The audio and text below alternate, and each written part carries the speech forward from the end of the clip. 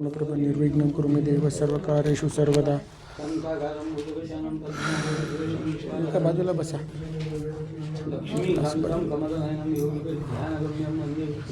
ते नाही रे, मध्ये वाटतं पिशवी कुठं ठेवली.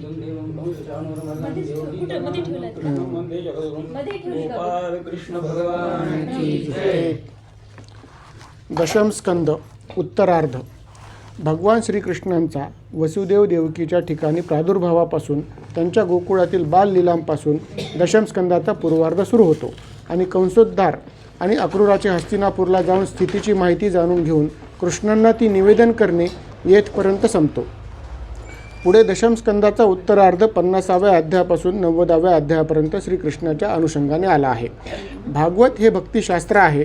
भक्ती करण्यासाठी जीवाला माणसाला आधी भक्ती कोणाची करावी, का करावी, कशी करावी याची माहिती आवश्यक आहे. मनोभूमी सर्व अज्ञान, विकल्प, प्रक्षेप, विक्षेप यांनी मुक्त पाहिजे. तरच तिथे भक्तीचे बीजारोपण होईल आणि नित्योपासनेने ते तरारेल. मगच त्याला कीर्ती सुगंधाची फुले येतील. फळ तर निश्चित मोक्षाचेच लागेल.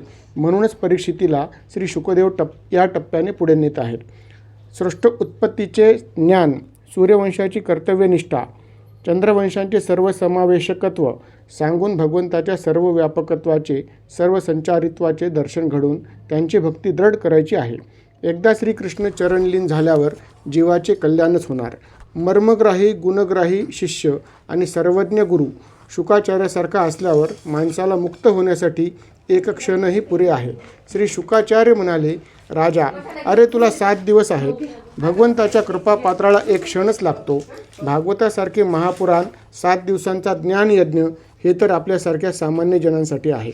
सांप्रत जीवन जगण्यात निर्माण झालेली व्यवधाने, प्रापंचिक बंधने, परिस्थितीने किंवा कलिप्रवाहाने निर्माण झालेली वैचारिक पातळीची अधस्तरता अशा अनेक घटकांमुळे भगवंताच्या भक्तीविषयीची माणसाची धारणा शक्ती क्षीण झाली आहे. कुठेतरी ती नष्टच झाली आहे. अशावेळी भागवतासारख्या महापुराणाचे सप्ताह नव्हे तर नित्यप्रती वाचन, मनन, चिंतन व्हायला पाहिजे. असो. जरासंध द्वारका निर्माण. कंसाच्या मृत्यूने व्यथित झालेल्या त्याच्या पत्नी अस्ती आणि प्राप्ती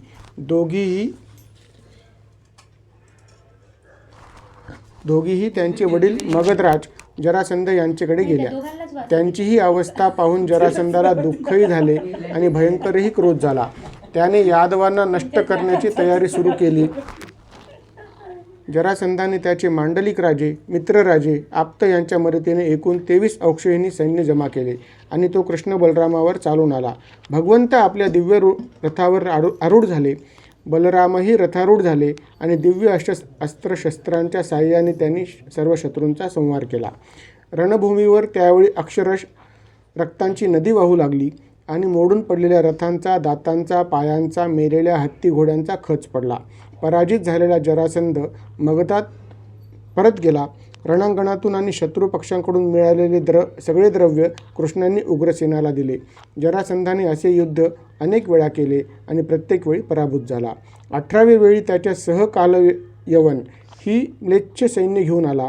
कृष्ण बलरामांना म्हणाले, दोन्हीकडून स्वारी झाली आणि आपण एकीकडेच युद्धात गुंतलो तर यादवांचे रक्षण कोण करील? तेव्हा आपण ही भूमी सोडून दुसरेच नगर वसवू, तिथे कोणी येऊ शकणार नाही. असा विचार करून त्यांनी द्वारका नगरीचे समुद्रात निर्माण केले. सडका, चौक, बाजारपेठा, इमारती वगैरे वास्तुशास्त्राप्रमाणे निर्माण केले होते. आज आपण वास्तुशास्त्राबद्दल बरेच काही बोलत असतो. त्याला पूरक आणि विरोधी दोन्ही मत प्रवाह आहेत. याआधी कुठे वास्तूचे बघत होते यापासून वास्तुशास्त्रच नाही पर्यंत. पण द्वारकेची निर्मिती ही द्वापर युगातील म्हणजे आपल्या कलियुगाच्या प्रारंभाच्याही पूर्वी वास्तुशास्त्र अस्तित्वात होते. असो. अशा नगरीत श्रीकृष्णांनी सर्व प्रजेला तेथे सुखरूप ठेवले आणि मग ते प्रमुख दरवाजातून बाहेर पडले. पितांबरधारी, श्यामलवर्ण, मकर कुंडले आणि तेजपुंज मुखकमल पाहून कालयवनाने ओळखले की हेच ते वासुदेव. नारदांनी जसे वर्णन केले अगदी तसेच हे आहेत. हा सध्या निशस्त्र आहे, म्हणून आपणही त्याच्याशी निशस्त्रच लढावे. कालयवन मुचकुंद. असा विचार करून कालयवन श्रीकृष्णांना पकडण्यासाठी त्यांच्याकडे धावला. कृष्णांनी ते पाहिले आणि रणांगणाच्या विरुद्ध दिशेने ते पळू लागले. यामुळेच कृष्णाला रणछोडदास असेही नाव मिळाले. परंतु असे म्हणणाऱ्याला कळालेच नाही की हे युद्ध केवळ रणातच नसते, ते तर प्रत्येकाच्या जीवनात अंतर्बाह्य असते. संत त्यालाच उद्देशून म्हणतात, अनुदिनी आम्हा युद्धाचा प्रसंग. रणनीती अनेक मार्गाची युद्ध प्रक्रिया सांगते. पुढे पळणाऱ्या कृष्णाचा पाठलाग करीत काल यवनही धावत होता. कृष्ण पुढे, यवन मागे, असे अनेक मैल पळाल्यावर आता कृष्ण हाताच्याच अंतरावर आहे. आता एका ढांगेतच त्याला पकडतो असे यवनाला वाटत असतानाच कृष्ण लांब दिसायचे. पळता पळता कृष्ण एका गुहेत शिरले आणि दिसेनासे झाले. काल यवन गुहेत शिरला. त्याला तिथे एक जण पांघरून घेऊन झोपलेला दिसला. त्याला वाटले, मला हुलकावणी देऊन इथे झोपला काय, असे म्हणून त्याने लाथ मारली. झोपलेला तो माणूस उठला आणि कुणी लाथ मारली म्हणून रागाने इकडे तिकडे पाहू लागला. त्याच्या दृष्टीस कालयवन पडला. त्याच वेळी त्याच्या क्रोधाग्नीने तो कालयवन जळून भस्म झाला. परीक्षिता, तो इक्ष्वाकू वंशातील मांधाता पुत्र मुचकुंद होता. तो अत्यंत पराक्रमी होता. देवदैत्यांच्या युद्धात देवेंद्राने त्याला सेनापती म्हणून नियुक्त केले होते. मुचकुंदाने अनेक वर्ष दैत्यांना थोपवून देवांचे रक्षण केले होते. कार्तिकेयाने जेव्हा सेनापतीपद सांभाळले तेव्हा मुचकुंद पृथ्वीवर आले. देवांनी त्यांना त्यांचे श्रम घालवण्यासाठी वर माग म्हटले. तेव्हा मुचकुंदाने फक्त शांत झोपेची प्रार्थना केली. देवांनी तथास्तु म्हटले. जो कोणी तुझी झोप मोडेल तो तुझ्या दृष्टीस पडताच भस्म होईल असे वरदान दिले. मुचकुंद परत पृथ्वीवर आले तेव्हा खूप मोठा काळ लोटला होता आणि त्या काळात त्याचा घर परिवार गडप्प झाला होता. काल यवन रूपी काळालाच मुचकुंदाने भस्म केले. काळावरही अधिराज्य गाजविणारा असा तो महाप्रतापी होता. कृष्ण मुचकुंदासमोर येऊन उभे राहिले. त्याचे मेघश्याम रूप, पितांबर आणि तेजपुंज रूप पाहून राजा मुचकुंदाने विचारले, आपण कोण आहात? काट्याकुट्यांनी भरलेल्या या वनात आपण उघड्या कोमल चरणांनी का बरे फिरत आहात? आपले तेज पाहून आपण कुणी देव वगैरे असे वाटते. मग या अंधारी गुहेत येण्याचे प्रयोजन काय? तुझ्याकडून कालयवनाचा नाश आणि तू केलेल्या उत्तम कर्मामुळे तुझ्यावर कृपा करण्यासाठी व इच्छित वर देण्यासाठी मी आलो. तेव्हा तुला काय पाहिजे ते माग. मुचकुंद म्हणाला, तुम्ही कोण आहात? कृष्ण म्हणाले, माझी अनंत नामे आहेत. ब्रह्मदेवाने विनंती केल्यामुळे पृथ्वीवरील दैत्यांचा व साधुद्रोह्यांचा भार कमी करण्यासाठी मी यदुकुलात वासुदेवांच्या घरी अवतार घेतला. कंसादीचा नाश केला आणि काल यवनासाठी इथे आलो. असे म्हणताच मुचकुंदाला गर्गाचार्यांनी सांगितलेल्या भविष्यवाणीची आठवण झाली आणि हेच ते भगवान नारायण आहेत हे जाणून त्याने भगवंताच्या चरणावर प्रणाम केला आणि भगवंताची स्तुती केली. प्रपंचाचा फोलपणा, मनुष्य जन्मात भोवती असलेले मायाजाल, दुर्बुद्धीने माणूस जन्मात परमेश्वर भक्ती न करता किंवा स्वस्वरूपाला न ओळखता अहंकाराने वागतो. दान तप जप करतो, तेही पुढच्या जन्मात असेच ऐश्वर मिळावे या हेतूनेच करतो. जप तपातही भगवत परायणता ठेवीत नाही. तेव्हा जीवनात येऊन भगवत भक्ती न करता विषयभोगांचीच अभिलाषा करतो. असा इहभोगांचा धिक्कार करीतच मुचकुंद भगवतस्तुती करू लागला. तेव्हा कृष्ण म्हणे, तुझी बुद्धी शुद्ध झाली आहे. मी एवढा वेळ प्रलोभन दाखवित असूनही ती दुर्लक्षून तू वर मागत नाहीस. तुझ्या निश्चयाची ती परीक्षा होती. माझी भक्ती करूनही ज्यांच्या वासना जागृत असतात त्यामुळे ते 84च्या फेऱ्यातून सुटत नाहीत. वासना भोग हे उपभोगून संपत नसतात. भोगुनीय भोग सारे संपत्ती नाही तृषा. भोगुनीय भोग सारे संपली नाही तृषा. वासना नाविन्यतेला शोधते दाही दिशा. अस्मादिक म्हणून भगवत भक्ती अशा आकांक्षेच्या पूर्तीतच म्हणजे माझीच कविता आहे ही काय भोगुनीय भोग सारे. अस्मादिक म्हणजे मी स्वतः. आपल्याच कृतीमध्ये आपणच आपलं नाव घेऊ नये म्हणून अस्मादिक म्हणत असते. म्हणून भगवत भक्ती अशा आकांक्षेच्या पूर्ततेसाठी करू नये. मुचकुंदाच्या भक्तिज्ञानामुळे भगवंतांनी त्याला पुढील जन्मी ब्राह्मण होऊन मला प्राप्त करशील असा वर दिला. रुक्मिणीपत्र रुक्मिणी हरण. श्री शुक म्हणतात, परीक्षिता, विदर्भ देशाचा राजा भीष्मक, त्याला 5 पुत्र आणि 1 कन्या होती. रुक्मी, रुक्मरथ, रुक्मबाहू, रुक्मकेश आणि रुक्ममाली आणि रुक्मिणी मुलगी. रुक्मी जेव्हा ज्येष्ठ राजवाड्यात येणाऱ्या जाणाऱ्या अनेक लोकांकडून रुक्मिणीने कृष्णाचे सौंदर्य, शौर्यगुण व वैभवाबद्दल ऐकले होते. तिकडे कृष्णांनीही रूप, गुण, शील, बुद्धी आणि औदार्य यांनी युक्त असलेली रुक्मिणी आपल्याला अनुरूप आहे हे जाणले होते. रुक्मी श्रीकृष्णांचा द्वेष करणारा होता. त्यामुळे आपल्या इतर बांधवांना कितीही वाटले तरी तो कृष्ण रुक्मिणी विवाहाच्या विरोधात होता. त्याच्या मनात शिशुपालाशी रुक्मिणीचा विवाह करावा असे होते. तिच्या विवाहाच्या घरात चर्चा होऊ लागल्या तेव्हा तिला शिशुपालाविषयी ऐकण्यात आले. रुक्मिणी मनात उदास झाली. मनोमन तिला कृष्णाविषयी आकर्षण निर्माण झाले होते. थोडा वेळ विचार करून तिने एका विश्वासू ब्राह्मणाला पत्र देऊन कृष्णाकडे पाठवले. पत्रात रुक्मिणी म्हणते, हे त्रिभुवन सुंदरा, कानाने तुमचे गुण ऐकूनच त्रिविध तापाचे निरसन होते. रूप पाहिल्यावर पुरुषार्थ प्राप्ती म्हणजे हेच असे गुण ऐकूनच माझ्या चित्ताने निसंकोचपणे आपल्या अंतरात प्रवेश केला आहे. सर्व गुण संपन्न आणि कुणाचेही मन मोहित करणारी अलौकिकता आपल्या ठिकाणी आहे. मग कोणती उपवर कन्या आपणास वरणार नाही. म्हणूनच मी मनातून माझे सर्वस्व तुम्हाला अर्पण केले आहे. आपल्यासारख्या वीरवराचा हा भाग इतर कुणी ओढून नेऊ नये म्हणून आपण माझा येथे येऊन पत्नी म्हणून स्वीकार करा. मी पूर्वजन्मी जप, तप, दान, व्रत, नियम इत्यादींनी देव, ब्राह्मण इत्यादींची तनमनाने आराधना केली असेल तर आपण माझे पाणिग्रहण करावे. येथे शिशुपाल, जरासंध इत्यादी राजे स्वयंवरात येतील. त्यांना परास्त करून मला वरावे. जर यात काही शंका वाटली तर आमच्या कुल परंपरेनुसार मी आदल्या दिवशी गावाबाहेरील मंदिरात दर्शनास येईल. त्यावेळी मी तिथे भेटेलच. असे न होईल तर व्रतादींनी शरीर क्रश करील. 100 जन्म घ्यावे लागली तरी तुमचीच वाट पाहीन. सुदेव ब्राह्मणाने दिलेले पत्र वाचून भगवंतही प्रसन्न झाले. त्यांनी त्या भूदेवाची सागरसंगीत पूजा केली, उत्तम आदरातिथ्य केले आणि म्हणाले, मीही मनात हाच विचार करीत आहे, त्यामुळे मी रात्री झोपू शकत नाही. आता रुक्मिणीचेच पाचारण केले आहे तर शिशुपाल, जरासंधादी क्षत्रियांचा पराजय निश्चित आहे. श्रीकृष्णांनी दारुकाला सारथ्याला रथ तयार करण्यास सांगितले. त्या रथाला वेगवान असे 4 घोडे जुंपले आणि त्या ब्राह्मणास रथात बसवले. नंतर स्वतः बसले. अतिथींचा सन्मान करणे, ब्राह्मणाची पूजा करणे, आदराने अग्रमान देणे हे गृहस्थ धर्माचे कर्तव्य भगवंत अवतारी पुरुष असूनही आवर्जून करतात. आपल्याला त्यांच्या वागण्यातून आदर्श स्वीकारता येतात आणि आपलेही जीवन धन्यतेस नेता येते. पण आपण हा कथाभाग म्हणून दुर्लक्षितो. पण मग नियती आपल्यालाही दुर्लक्षित करते. दारुकाने रथ हाकण्यास सुरुवात केली आणि रातोरात विदर्भात पोहोचले. कौंडण्यपूर भीष्मकाची राजधानी. विवाहासाठी नगरी सुसज्ज झाली. विवाहासाठी एखादी नवतरुणी श्रृंगार करून तयार व्हावी तशी सगळे राजवाड्याकडे जाणारे मार्ग स्वच्छ केले होते. चौकात पुष्करणीतून पाणी थुई नाचू लागले. अनेक जागी पताका भरारू लागल्या. सगळीकडे रोषणाई करण्यात आली होती. राजकुमारीचे लग्न आणि राजाज्ञा. प्रत्येक घरासमोरील रंगीबेरंगी रांगोळ्यांची आरास केली होती. सगळे पौरजन नवीन उंची वस्त्रे परिधान करून स्त्रियांनी दागदागिने घालून नगराची शोभा वृद्धिंगत केली होती. अत्तरे, फुले, माळा यांचा सुगंध चोहीकडे दरवळत होता. त्यामुळे प्रत्येकजण प्रसन्नचित्त होता. पुरोहितांनी ब्राह्मणांनी सांगितल्याप्रमाणे भीष्मकाने यथाविधी पुण्यावाचन केले. करात कंकणे बांधले. ब्राह्मणांना सुग्रास भोजन दिले. शुभ्रकळ्याप्रमाणे दंतपंक्ती असलेल्या रुक्मिणीला मंगलस्नान करून नवीन वस्त्रे व नवीन अलंकार घालून सजवले.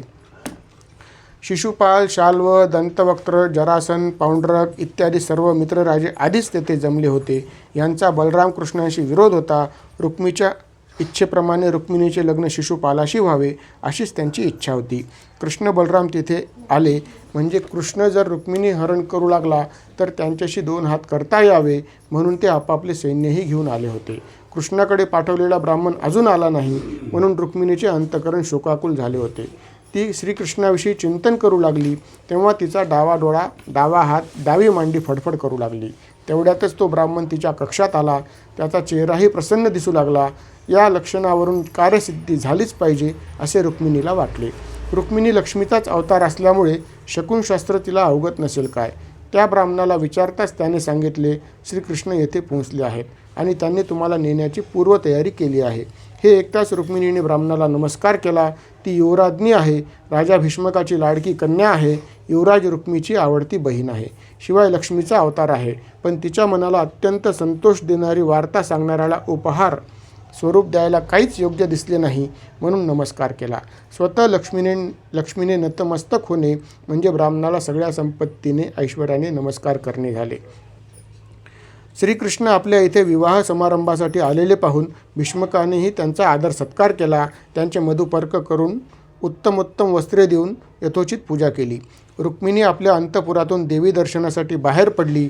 शस्त्र सज्ज सैनिक तिच्या रक्षणासाठी सोबत होते. मृदंग भेरी तुताऱ्या ढोल अशा वाद्यांचा गजर चालला होता. अनेक सुवासिनी स्त्रिया मंगल कलश घेऊन सुगंधी द्रव्ये लावून गजरे वगैरे लावून सोबत जात होत्या. रुक्मिणी मात्र पायीच चालली होती. मनोमन देवीच्या चरण कमलाचे स्मरण करीत होती. मंदिराजवळ तिने हातपाय धुतले आणि पवित्र अंतकरणाने देवीच्या पायाजवळ बसली. मनोमन प्रार्थना केली की मला पती म्हणून श्रीकृष्णच प्राप्त हो, असा वर दे. पूजा प्रार्थना करून ती बाहेर पडली. इकडे तिकडे सलज्ज नजरेने ती पाहत होती. गालावर रुळणाऱ्या केसांच्या बटा हळूवार मागे सारीत होती. तेजपुंज चेहरा आणि सुंदर वस्त्र दागिने पुष्पमाला याने सुशोभित ती राजकन्या रुक्मिणी गजगतीने एटीत पावले टाकीत जात असताना पाहून तेथील उपस्थित राजे वीर सैनिक देहभान हरवून बसले. कित्येक तर घायाळ झाले. अशा स्थितीतच श्रीकृष्णांनी तिला गरुड ध्वजांकित अशा आपल्या रथावर बसवले आणि सर्वांसमक्ष तिच्यासह तिथून निघून गेले. शिशुपालादी राजांना हे पाहून अत्यंत राग आला. हा आपला अपमान आहे असे त्यांना वाटले व ते ससैन्य कृष्णावर चालून आले. सर्व सैन्याचे पारिपत्य यादव सैन्याने केले. एकटा रुक्मी पुन्हा श्रीकृष्णावर चालून आला. त्याने कृष्णाला हरवून रुक्मिणीला परत आणीन तरच कुंडिनपुरात येईन अशी प्रतिज्ञा केली. त्याचा पराभव झाला. त्याने त्याचा शब्द राखून भोजकट नावाचे नगर वसविले, पण कुंडिनपुरात गेला नाही. इकडे श्रीकृष्ण रुक्मिणीला घेऊन द्वारकेत प्रवेश केला. तिथे येऊन त्यांनी विधीपूर्वक विवाह केला. श्रीकृष्णाबद्दल सर्व प्रजाजनांना प्रेम होते, त्यामुळे नगरात सर्वांनी मोठा उत्सव केला. त्यांना यथावकाश पुत्रप्राप्ती झाली. त्याचे नाव प्रद्युम्न. त्यानंतर सत्राजिताकडून सेमंतक मणी प्राप्त झाला आणि जांबवनाची कन्या जांबवतीशी विवाह केला. सत्राजिताने आपली कन्या सत्यभामा श्रीकृष्णांना दिली. विवाह केल्यानंतर श्रीकृष्णांनी सत्या भद्रा लक्ष्मणा अशा 8 कन्यांशी भगवंताचा विवाह झाला. विवाह म्हणजे प्रेमबंधन आहे. 8 पत्नी म्हणजे अष्टदा प्रकृती आहेत आणि श्रीकृष्ण पुरुषोत्तम आहेत. हा प्रकृती पुरुषाचा प्रपंच आहे. प्रकृतींना स्वाधीन ठेवून कर्म करतो तो पुरुषोत्तम असतो.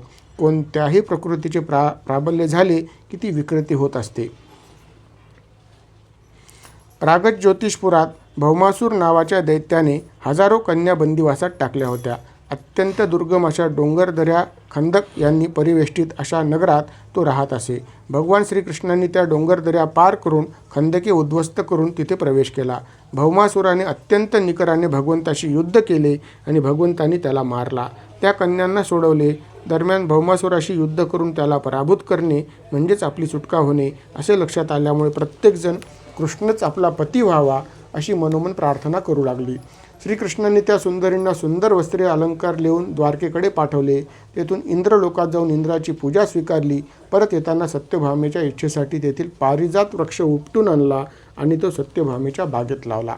एका शुभ मुहूर्तावर अनेक रूपे घेऊन आणलेल्या त्या 16,100 कन्यांशी एकाच वेळी विवाह केला. पूर्वीची 8 लग्ने अष्टदा प्रकृतीशी झाली आणि प्रकृतीचे नियमन पुरुषाने केले. तसेच या 16,100 स्त्रिया म्हणजे वेदातील उपासना कांडाच्या गृहस्थधर्मासाठी सांगितलेल्या उपदेशपर ऋचा आहेत. पृथ्वीवरील लोकांनी अनाचाराने त्याचा वापर सुरू केला होता. त्याचा बिमोड करून भगवंतांनी त्या पुन्हा वेदप्रणीत भगवत पूजनात लावल्या असे चिंतनही केले आहे. भगवंतांनी या स्त्रियांबरोबर गृहस्थ धर्म व्यतीत केला. त्या स्त्रियांनी सुद्धा आपल्या आचरणातून पतिसेवा पतिभक्ती पतिपरायणता कशी असावी हे कृतीतून दाखवले.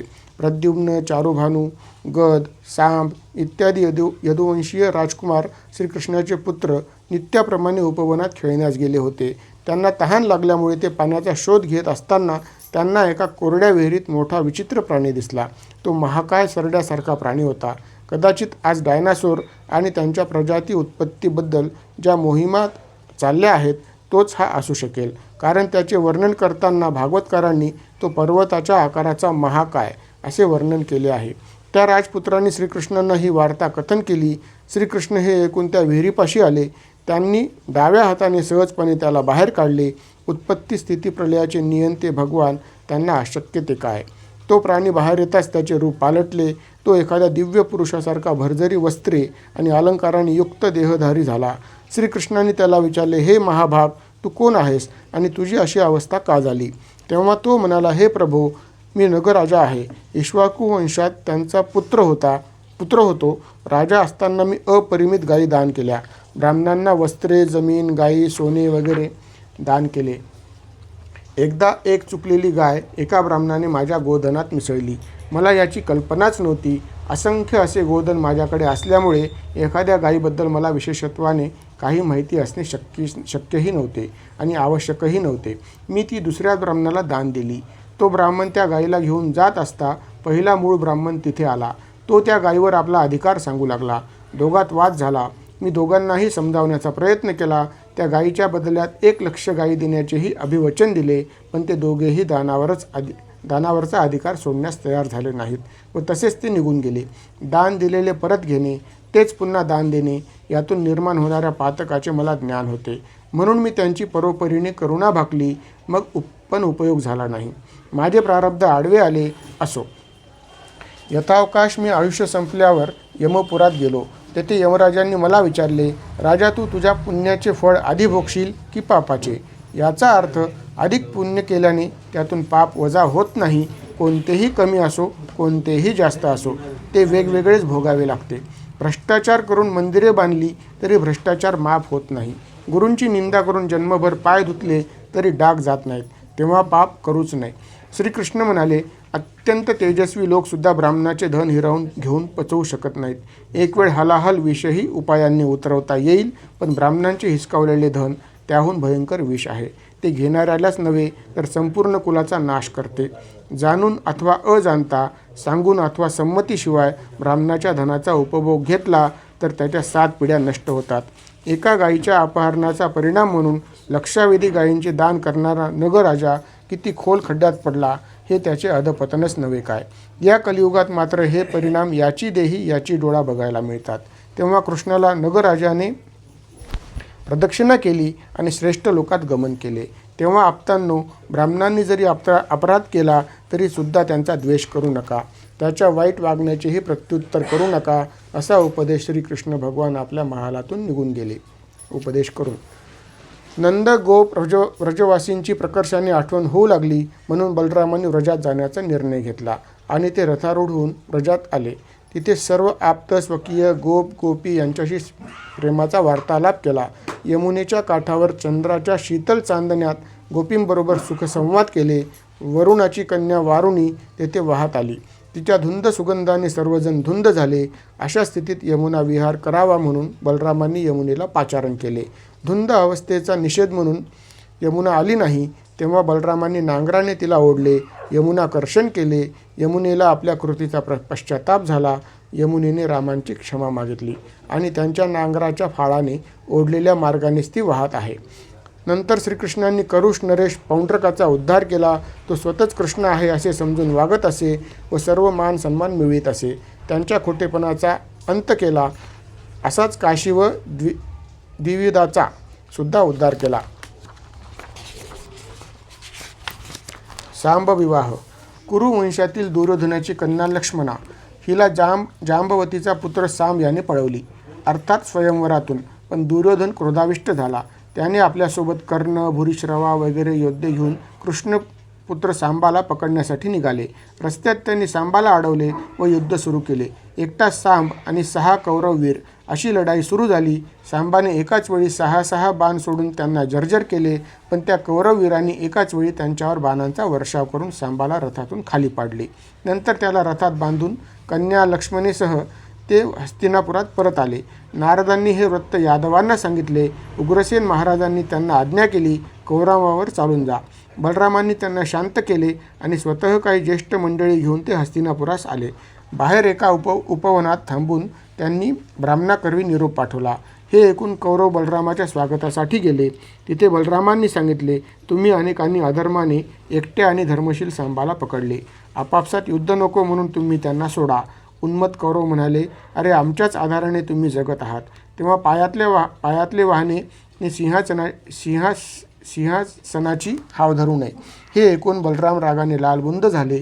नांगराच्या फाळाने आत्ता हे सगळेच कौरव संपवतो म्हणून त्यांनी तो फाळ जमिनीवर रोवून गंगेकडे ओढले. ते सगळेच बुडून टाकण्याची त्याची प्रचंड शक्ती पाहून सर्व कौरव भयभीत झाले. बलरामाची क्षमा प्रार्थना केली आणि सांबाला लक्ष्मणा दिली. विवाह प्रित्यर्थ भरघोस अश्व, गज, धन, दासी दिल्या. आजही दक्षिणेकडे उंच व गंगेकडे झुकलेले हस्तिनापूर बलरामांच्या प्रतापाची ग्वाही देत आहे. बलराम, सांब आणि लक्ष्मणे लक्ष्मणीसह द्वारकेत परत आले. श्रीकृष्णांचा गृहस्थाश्रम. भौमासुराचा नरकासुराचा वध करून बंदीखान्यातील हजारो कन्यांशी एकट्यानेच विवाह केल्याचे ऐकून नारदांना वाटले, इतक्या पत्नींबरोबर हा संसार कसा करीत असेल. किती जणी त्याच्यावर प्रसन्न असतील, किती जणी त्याच्या भेटीसाठी तळमळत असतील. एकदा पाहिलेच पाहिजे असे ठरवून नारद द्वारकेत आले. तेथील उपवने फुलाफळांनी भरलेली दिसली. फुलांवर भ्रमरगीत गुंजन करीत होते. सरोवरे उत्फुल्ल कमल फुलांनी शोभत होती. पक्ष्यांचा किलबिलाट वातावरणात सुरेलपणा भरीत होता. कृष्णाच्या वाड्याकडे जाणारे रस्ते, चौक स्वच्छ सुंदर दिसत होते. वातावरणातील ही प्रसन्नताच सर्वत्र सुखशांतीचे ध्वज फडकावित होती. आपल्याही घरातील शांती समाधान आपल्या अंगणात दारात प्रगट होऊ द्यावे. घराची शोभा अंगण असते आणि घरातून येणारा आवाज कलह सांगतो. आणि घरातून आवाजच यायचा तर तो मंत्रघोषाचा, श्रवणमधुर भक्तीचा यावा. घरातून सुगंध यायचा तो सद्वर्तनाचा, उदवर्तनाचा यावा. अंगणात दारात सडा पडायचा तर रंगवल्याचा पडावा. असे झाले की तो गृहस्थाश्रम धन्य होतो आणि परमार्थाचे साधन ठरतो. नारद मनाला प्रसन्न करणाऱ्या मार्गाने श्रीकृष्णाच्या अंतपुरापैकी एका महालात प्रवेशले. तेथील आसने, मंचक आणि दालनातील भिंतीसुद्धा फुलामाळांनी मोत्यांच्या हारांनी नटले होते. इकडे तिकडे मिरवणाऱ्या दासदासीसुद्धा सुंदर वस्त्रालंकारांनी नटले होते. रत्नजडित समया, कारंजे अंतपुराची शोभा वाढवित होते. देवर्षींनी पाहिले, भगवंत रुक्मिणीसह उपस्थित राहून स्वतः रुक्मिणी सोन्याची दांडी असलेली चौरी घेऊन भगवंताला वारा घालीत होती. नारदांना पाहताच भगवंत उठले. नारदांना नमस्कार केला आणि आपल्या आसनावर बसवले. पाद्यपूजा केली. स्वतः भगवंतही ब्राह्मणांना देवच मानणारे आहेत, म्हणूनच त्यांचे नाव ब्राह्मण्य देव आहे. अशा प्रकारे नारद प्रत्येक अंतपुरात डोकावून आले. भगवान कुठे स्नान करीत आहेत, कुठे संध्या करीत आहेत, कुठे आपल्या बालकांबरोबर खेळत आहेत, तर कुठे राणींबरोबर द्यूत खेळत आहेत, असे कुठे राजसभेत मंत्र्यांसह चर्चा करीत आहेत. हे पाहून नारद म्हणाले, देवा, आपण योगेश्वर आहात. सर्वत्र उपस्थित राहून तुम्ही स्वतः जगत चालक आहात याचे आम्हाला प्रत्यंतर दिले आहे. आता मला परवानगी द्या. त्रिखंडात तुमच्या या चरित्राचे गायन करीत मी परिभ्रमण करीन. अशा तऱ्हेने कालक्रमणा सुरू असताना एके दिवशी एक मनुष्य तिथे आला. श्रीकृष्णाच्या परवानगीने तो सभागृहात आला आणि सांगू लागला, जरासंधाच्या दिग्विजयाच्या वेळी ज्या 20,000 राजांनी त्यांचे मांडलिकत्व मान्य केले नाही त्यांना जरासंधाने बंदी करून एका किल्ल्यात डांबून ठेवले आहे. त्यांनी त्यांची शरणागती माझ्याद्वारे कळविली आहे. ते सर्व राजे आपले दर्शनाभिलाषी आहेत. कृष्ण काही बोलणार एवढ्यात देवर्षी नारद तेथे आले. त्यांना अर्घ्य पाद्य आसन दिल्यावर त्यांनी विचारले, हे देवर्षी, सर्व लोकात कुशल मंगल आहे ना? आपला संचार तिन्ही लोकी असल्यामुळे तेथील क्षेम समाचार आपणाकडूनच आम्हास कळत असतो. त्रिभुवनात कोणतीही घटना आपल्यापासून लपून राहत नाही. तेव्हा पांडवांचे काही वर्तमान, त्यांचे काय चालू आहे? नारद म्हणाले, हे प्रभू, जगात आपल्या इच्छेशिवाय काहीच घडू शकत नाही. जे काही चांगले वाईट, अकलनीय अनाकलनीय, प्रेय द्वेष्य काही घडले तरी यामागे आपलीच प्रेरणा असते. आपले कार्य अचिंत्य आहे. आपण जगात असूनही पांडवांविषयी मला विचारले म्हणून सांगतो. राजा युधिष्ठिर, आपला आतेभाऊ, आपली श्रेष्ठ पूजा करावी या हेतूने यज्ञात श्रेष्ठ असा राजसूय यज्ञ करण्याच्या विचारात आहे. तेव्हा आपण त्यांना तिकडे जाऊन सहाय्य करावे, कारण ते तुम्हाला शरणागत आहेत. तुमच्यामुळे कैदेतील ते राजेही मुक्त होतील. जरासंधाला जिंकेल असा केवळ भीमसेनच आहे. खरे तर तुम्ही उत्पत्ती स्थिती लयाचे कारण आहात. ब्रह्मदेव आणि शंकर तर निमित्त मात्र आहेत. तसेच जरासंध तुम्हालाच जिंक्य आहे. भीमसेन तर निमित्त मात्र आहे. युधिष्ठिराचा राजसूय यज्ञ एक कारणच आहे. श्रीकृष्णांनी हा विचार मान्य केला व सार्थांना प्रस्थानाची तयारी करण्यास सांगितले. रथ, घोडे, हत्ती, पायदळ अशी सेना घेऊन श्रीकृष्ण इंद्रप्रस्थाकडे निघाले. रुक्मिणी वगैरे श्रीकृष्णांच्या राण्या, परिवार त्याच्यासोबतच निघाले. मार्गात लागणारी सामग्री उंट, बैल, गाढवे, खेचर यांचेवर टाकून निघाले. ती प्रचंड सेना, तो जनसागर, घोडे वगैरेंच्या चालण्याने उडणारी धूळ, वाहणाऱ्या वाऱ्यामुळे फडफडणाऱ्या ध्वजपताकांचे आवाज, जणू समुद्र खवळला आहे आणि लाटांचे लोटच पुढे सरकत आहेत असे दृश्य होते. मार्गातील अनेक गावे, अनेक राज्ये, नद्या, डोंगर पार करून श्रीकृष्ण सैन्यांसह इंद्रप्रस्थाला पोहोचले. श्रीकृष्ण येत असल्याची वार्ता कळताच राजा युधिष्ठिर स्वागताची तयारी करून नगराबाहेर गेला. श्रीकृष्णाला पाचही पांडवांनी आनंदाने मिठी मारली. कृष्णांनी कुरुवंशातील वृद्धांना नमस्कार केला. सर्व नगरजनांच्या स्तुती सुमनांच्या वर्षावात श्रीकृष्णांनी आप्त परिवारांसह इंद्रप्रस्थ नगरीत प्रवेश केला. श्रीकृष्णांच्या स्वागतासाठी नगरातील लोकांनी आपापल्या घरांना तोरणे लावली, पताका लावल्या, जागोजागी रांगोळ्या काढल्या, अत्तराचे सडे शिंपडले, फुलांच्या माळ्या लावल्या. तरुणी आपापल्या गच्चीवरून श्रीकृष्ण दर्शनासाठी आतुर उभ्या होत्या. सगळ्यांना मंद स्मिताने अभिवादन स्वीकारीत श्रीकृष्ण राजवाड्यात आले. आत्या कुंती इतर ज्येष्ठ श्रेष्ठांना अभिवादन केले. द्रौपदीने कुंतीच्या सांगण्यावरून रुक्मिणी, सत्यभामा, भद्रा, जांबवती, कालिंदी, मित्रविंदा, लक्ष्मणा आणि सत्या या 8 पट्ट राण्या व इतरही राण्यांचा यथोचित सत्कार केला. श्रीकृष्ण सहपरिवार काही महिने तिथेच राहिले. एके दिवशी सभेमध्ये श्रीकृष्णांना उद्देशून युधिष्ठिर म्हणाला, हे गोविंदा, यज्ञात श्रेष्ठ असा राजसूय यज्ञ करून आपल्या सर्व विभूतींची पूजा करावी अशी माझी इच्छा आहे. आपण सर्वज्ञ आहात, माझी इच्छा पुरी करा. श्री भगवान म्हणाले, हे शत्रुंजया, तुझा हा संकल्प फारच चांगला आहे. पृथ्वीवरील सर्व राजांना जिंकून सामग्री गोळा करून तू हा महायज्ञ कर. महाराज युधिष्ठिर भगवंताच्या उद्गाराने अत्यंत प्रसन्न झाले आणि आपल्या 4ही भावांना दिग्विजय करण्यास आज्ञा केली. जरासंधवध जगाच्या 4ही दिशांना ते 4 पांडव सेनेसह गेले आणि विजय व संपत्ती मिळवून आले. अजून जरासंधाला जिंकणे शिल्लक होते. श्रीकृष्णांनी राजा युधिष्ठिराला एक युक्ती सांगितली. जरासंध हा ब्राह्मण पूजक होता. अतिथीच्या वेळी आलेल्या ब्राह्मणाचा तो आदर सत्कार करीत असतो. अशा वेळी अर्जुन आणि भीमसेनाने ब्राह्मण द्वेषात जरासंधाकडे जावे.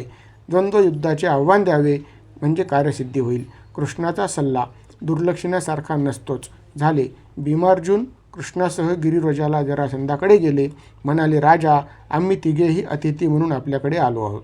अतिथी म्हणजे न ठरलेला, निश्चित नसलेला किंवा अनाहूत आलेला. आपण मात्र मोठमोठे समारंभ प्रमुख अतिथी ठरवून करतो. असो. जरासंधाने विचारले, तुम्हाला काय हवे ते मागा. राजन, नाशवंत सर्व काही, अगदी शरीरही देऊन अविनाशी पद मिळवण्याची या देशाची परंपरा आहे. हरिश्चंद्र म्हणजे दान, असेच जणू समीकरण आहे. शिवाय सहनशील व्यक्तीला काय सहन होत नाही. दुष्टाला न करण्यासारखे काही नाही.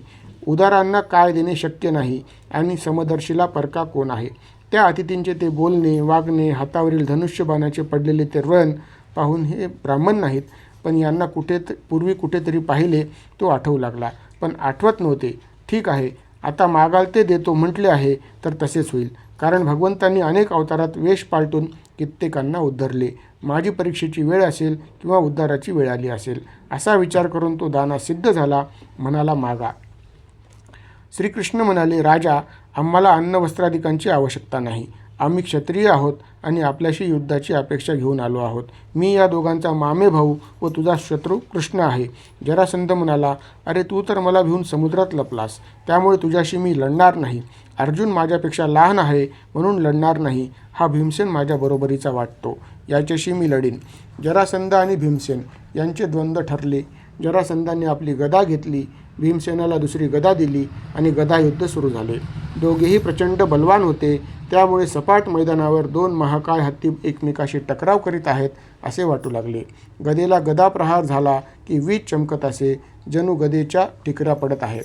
एकमेकांच्या अंगावर प्रहार झाला तरी वज्र कठोर शरीरामुळे आपटल्यामुळे गदेचे चूर्ण होऊ लागले. शेवटी गदा मोडून पडल्यावर ते बुक्क्यांनीच एकमेकांना मारू लागले. संध्याकाळ झाली की दोघेही युद्ध थांबवून मित्रवत व्यवहार करीत असत. व्यक्तिगत द्वेष नसला तर युद्धही नियमानुकूल होते. अशा प्रकारे रोज दिवसभर युद्ध, रात्री विश्राम करीत करीत 27 दिवस हे युद्ध चालले. 28व्या दिवशी भीमसेन श्रीकृष्णाला म्हणाला, हे माधवा, मी जरासंधाला जिंकू शकत नाही. तूच काय ते बघ. श्रीकृष्ण म्हणाले, युद्ध तुमचेच असले तरी तू मला विसरतोस. कर्तृत्ववान पुरुषानेही प्रचंड काम करताना भगवत स्मरण ठेवले पाहिजे. ईश्वर जगरहाटीत सुद्धा बलवंताकडून बलाचे कार्य करून घेतो, बुद्धिवंताकडून बौद्धिक कार्य करून घेतो, सेवेविषयी निपुण असणाऱ्यांकडून सेवेचे कार्य करून घेतो, दानशूराकडून दान करून घेतो, तर याचकांना याचनेतून जीव जगविण्याची सोय उपलब्ध करून देतो. म्हणून दान देणाऱ्याने आणि घेणाऱ्यानेही ते भगवत इच्छा म्हणून समजावे. कर्तृत्वाभिमानी अहंकारानेही हे लक्षात ठेवावे की जीव हा भगवंत कार्याचे माध्यम आहे, तो स्वयंपूर्ण किंवा स्वतंत्र नाही. म्हणून भीमसेनाला कृष्ण म्हणाले, माझ्याकडे पहा, माझे स्मरण कर. भगवंताचा अभिप्राय समजून भीमाने दुसऱ्या दिवशी कृष्णाकडे पाहिले. कृष्णांनी एक फांदी मधोमध चिरून फेकून दिली. भीमसेनाला अर्थ कळाला. त्याने जरासंधाला पालथे पाडले. एका पायावर पाय देऊन दुसरा पाय असा ओढला की त्याचे फांदीसारखेच 2 भाग झाले. भगवंतांनी भीमाचा गौरव केला आणि बंदिवासातील सर्व राजांना सोडवले.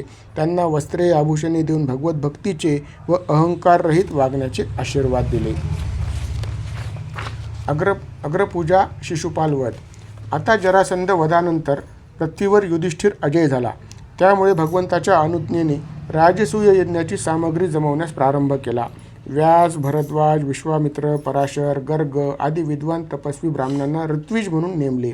तसेच द्रोण, भीष्माचार्य, कृपाचार्य, धृतराष्ट्र, त्यांचे पुत्र विदुर यांना आमंत्रित केले. हा यज्ञ पाहण्यासाठी सर्व देशभरातील राजांना निमंत्रित केले होते.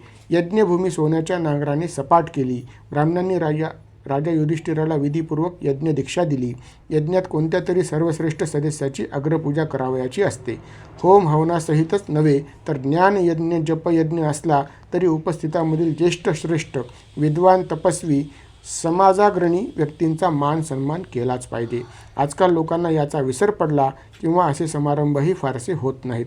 पण लग्नात मात्र आपण अनावश्यक तऱ्हेने निमंत्रितातील पुढारी मंडळींचा सत्कार करतो. वधूवर आणि मुहूर्तही ताटकळत बसतो. हे योग्य नाही. लग्नात वधूवर हेच उत्सवमूर्ती आहेत आणि विवाह प्रयोगात त्यांना लक्ष्मीनारायण स्वरूप समजून विवाहविधी सांगितला आहे. असो, राजसूय यज्ञात प्रत्यक्ष भगवंत उपस्थित आहेत, तिथे अविधी काही होणारच नाही. सर्वजण विचारविनिमय करू लागले. तेव्हा सहदेव म्हणाला, हे विश्वच ज्याचे रूप आहे, देश काल स्थिती सर्व ज्याच्यातच समाहित आहेत, ते स्वतः यज्ञरूप आहेत. त्या भगवान श्रीकृष्णाशिवाय इथे अग्रमानाचा कुणीही अधिकारी नाही. म्हणून श्रीकृष्णांनीच अग्रपूजा करावी असे म्हणतात सर्व सदस्यांनी, सर्व उपस्थितांनी श्रीकृष्णाच्या नावाचा जय जयकार करून अनुमोदन केले. पण सभेत उपस्थित शिशुपाल मात्र विरोधात गेले. युधिष्ठिरांनी केलेली सागरसंगीत पूजा पाहून तो अत्यंत क्रोधाविष्ट होऊन श्रीकृष्णांना अर्वाच्य भाषेत बोलू लागला. येथे अनेक विद्वान तपस्वी श्रेष्ठ ऋषी असताना या कृष्णाला अग्रपूजेचा मान तुम्ही कसा काय दिला? कुल कलंकाला मान देणे योग्य नाही. यज्ञाचा आविर्भाव कुठे कावळ्याला देतात काय? याला कुलहीन म्हणावे. महाराज ययातींनी यांच्या कुळालाच शाप दिला आहे, त्यामुळे हे बहिष्कृत आहेत. याचे वर्तन आचरणही धर्मबाह्य आहे. भगवंताची अशी निंदा सुरू असताना सभेतून श्रेष्ठ विद्वान सभासद सभात्याग करून जाऊ लागले. भगवंताची निंदा ऐकल्याने ऐकणाऱ्याचा पुण्यक्षय होतो. सभेतील अनेक राजे जेव्हा शिशुपालावर चालून जात होते तेव्हा श्रीकृष्णांनी त्यांना अडवले व सुदर्शन चक्राच्या साह्याने शिशुपालाचे मस्तक उडवले. शिशुपाल पडताच त्याच्या शरीरातून एक ज्योत बाहेर पडली व सर्वांच्या समोरच कृष्णात जाऊन लुप्त झाली. कृष्णाची निर्वसना करीत अनेक कालापासून सहजगत्या भगवत चिंतन घडल्यामुळे शिशुपालाचा उद्धार झाला. यज्ञ संपन्न झाला. युधिष्ठिराने कृष्णाला विनंती केल्याने ते तिथे राहिले आणि काही काळानंतर युधिष्ठिराचा निरोप घेऊन द्वारकेला सपरिवार प्रस्थान केले. राजाने देव, मनुष्य आणि गंधर्वादींचा यथायोग्य सत्कार केला. नंतर ते सर्व आपापल्या लोकी निघून गेले. या राजा युधिष्ठिरासाठी कृष्णाच्या सांगण्यावरून मय नावाच्या वास्तुविशारदाने बनवलेल्या अद्भुत दालनात राजा, कृष्णराण्या वगैरे सर्व बसले असताना शिशुपाल वधाने क्रोधित झालेला दुर्योधन तेथे आला. रागाच्या भरात त्याला पाणी आणि जमीन यात फरक करता आला नाही. तो जमिनीला पाणी समजून वस्त्रे वर करून चालू लागला आणि पाण्याला जमीन समजून धपकन पडला. सर्वजण हसू लागले. युधिष्ठिर त्यांना शांत करीत होता. द्रौपदी हसली आणि त्याला आंधळा म्हणाली. याची साक्ष भागवत देत नाही. अशा तऱ्हेने दुर्योधनाचा जळफळाट होण्याचे कारण अग्रपूजा, शिशुपालवध आणि मयसभा संचार अशी त्रिविध घडली. शिशुपालाच्या वधाप्रमाणेच दंतवक्त्राचाही उद्धार केला. सूतवध. कौरव पांडवांमध्ये वितुष्ट आले. आता त्यांच्यामध्ये घनघोर युद्ध होणार असे बलरामांना लक्षात आले. दुर्योधन आणि भीम दोघेही बलरामाचे शिष्य. गदा युद्धाचे शिक्षण त्यांनीच दिले. शिवाय हे दोघे आते मामे भाऊ. भावाभावांच्या कलहात आपण कोणतीही भूमिका घेतली तरी ती पक्षपातीच होते. त्यापेक्षा आपण तीर्थयात्रेला जावे असा विचार करून बलराम तीर्थयात्रेला निघाले. अनेक तीर्थे करीत ते सरस्वती नदी तीर्थ, यमुना व गंगा तटावरील तीर्थक्षेत्राचे पर्यटन करीत नैमिषारण्यात गेले. निमिष मात्र पुण्य येथे केले तरी ते मोक्ष प्राप्त करून देते, म्हणून त्यास नैमिषारण्य म्हणतात. तेथे अनेक ऋषी दीर्घकाळ यज्ञ करत राहतात. तेथे बलराम येता सर्वांनी त्यांना उत्थापन देऊन सन्मान केला. त्या सर्वांच्या सोबतच बलरामही बसले. व्यासपीठावर व्यासांचा शिष्य रोमहर्षण बसला होता. त्याने बलरामांची दखलही घेतली नाही. सूत कुळातील हा रोमहर्षण प्रतिलोम आहे. क्षत्रिय आणि ब्राह्मणी पासून उत्पन्न झालेला आहे. त्याने मर्यादेचा भंग केला आहे. आपल्या धर्माचे पालन न करता स्वतःला पंडित समजत आहे. हा गर्विष्ठ हा उद्दाम झाला आहे. त्यामुळे धर्महानी करणाऱ्याला मृत्यूदंडच द्यावयास पाहिजे. व्यासांकडून याने पुराणे, धर्मशास्त्र, इतिहास असे बरेच ज्ञान संपादन केले आहे, तरी याला धर्म कळाला नाही का? हा पंडितांचे सोंग करीत आहे. जे लोक धार्मिकतेचे ढोंग करतात, स्वतःचा धर्म पाळत नाहीत आणि परोपदेश पांडित्य दाखवतात, ते दंडनीयच ठरतात. असे म्हणून बलरामाने धर्माचे टोक रोमहर्षणास लावले. मात्र तोच रोमहर्षण मरून पडला. याच्या पूर्वीच्या युगात, त्रेतायुगातही असेच घडले होते. रामचंद्राचे राज्य असताना शंभुक तपश्चर्येला बसला होता. धर्मपालन, धर्मरक्षण, सर्व मर्यादांचे पालन हा उद्देश ज्या काळात होता, त्या काळात अधर्माचे उच्चाटन अग्रक्रमाने होणे अपेक्षितच असते. प्रभू रामचंद्रांनी शंभुकाला तपापासून परावृत्त करण्याचा प्रयत्न केला. तो असफल झाला, तेव्हा त्याचा वध केला. आज धर्म अधर्म हा विषयच दुर्लक्षित आहे. त्यामुळे या काळाच्या विचारानुसार राम दोषी ठरवला जात आहे. त्या काळी शंभुक दोषी होता. बलरामांनी पुढच्या युगात, द्वापर युगातही असेच केले. रोमहर्षणाचा वध केला. सर्व ऋषींनी हाहाकार केला आणि बलरामांना दोष लावला. ऋषी म्हणाले, या यज्ञात आम्ही त्यांना ब्रह्मासन दिले होते, म्हणून अजाणतेपणी का होईना पण तुमच्याकडून ब्रह्महत्याच घडली आहे. कारण आम्ही सर्वांनी हा यज्ञ संपेपर्यंत रोमहर्षणांना दीर्घायुष्य, शारीरिक कष्टराहित्य, इंद्रियांची शक्ती वगैरे त्यांना दिले होते. आता ऋषीवचन लांछन व यज्ञभंग दोन्हीही घडले आहे. हा अपराधच आहे. परंतु आपण स्वतःच अवतार धारण केला असल्यामुळे आम्हीच काय पण वेदसुद्धा या कृत्याबद्दल बोलत नाहीत. कारण वेद हे प्रत्यक्ष देवच आहेत. वेदाची स्तुती ही देवाची स्तुती आहे. वेदवचन हे देववचनच आहेत. मग देवाच्या कायद्यात देवाच्या शिक्षेची तरतूद कशी असेल? म्हणून हे बलरामा, लोकांना न्यायाचा, धर्माचा, पावित्र्याचा धडा घालून देण्यासाठी आपणच आपले प्रायश्चित घ्यावे. देवांचा आणि देवाच्या कायद्याचा अर्थात धर्माचा असा गौरव केला असला तरी अपराध अपराधच आहे, त्याला शिक्षाही आहेच, असा या घटनेचा गर्भित अर्थ आहे. बलरामांनी ते मान्य केले आणि आत्मा वैपुत्र या वेदवचनानुसार रोमहर्षणाच्या पुत्राला ते सर्व दिले आणि तो यज्ञ पूर्ववत झाला. ऋषींनी त्यांना बलरामांना 1 वर्ष तीर्थयात्रा करण्याचे, त्यांच्या यज्ञात विघ्न उत्पन्न करणाऱ्या बलवल दैत्याचा नाश करण्याचे सांगितले. बलराम तीर्थयात्रेत महिष्मती नगराजवळ नर्मदेच्या सान्निध्यात गेले. स्नान दानादी कर्मे करून प्रभास क्षेत्री आले. तेथेच त्यांना कौरव पांडवात मोठे युद्ध झाले आणि पृथ्वीचा भार हलका झाल्याचे कळले. ज्या दिवशी भीम आणि दुर्योधन यांचे गदायुद्ध चालू होते, त्यावेळी बलराम कुरुक्षेत्रात पोहोचले. ते म्हणाले, हे दुर्योधना, हे भीमसेना, तुम्ही दोघेही तुल्यबळ आहात. भीमसेन अधिक बलवान आहे तर दुर्योधन अधिक कुशल आहे, म्हणून तुमच्यापैकी कुणीही जीत अथवा पराजित होऊ शकत नाही. म्हणून हे युद्ध थांबवा. बलरामांचे म्हणणे खरे होते, पण दोघांनाही पूर्ववृत्तांत, वैर, दुरुत्तरे आठवून क्रोध उफाळून येऊ लागला. वस्तुस्थिती लक्षात घेऊन बलराम निघून गेले. द्वारकेत आले. सुदाम्याचा वृत्तांत. सुदामा अत्यंत गरीब ब्राह्मण. सांदीपनी ऋषींच्या आश्रमात भगवान श्रीकृष्ण आणि सुदामा सहपाठी होते. एकत्र विद्याभ्यास करीत होते. दोघे मिळून गुरुसेवा करताना अनेकदा जंगलात एकटे फिरले होते. पाऊस वारा यांची तमा न बाळगता ते गुरूंच्या आज्ञेने जंगलात जाऊन लाकूड फाटा गोळा करून आणीत असत. एकदा असेच जंगलात गेल्यावर संध्याकाळ झाली. सोसाट्याचा वारा वाहू लागला. अचानक धोधो पाऊस पडू लागला.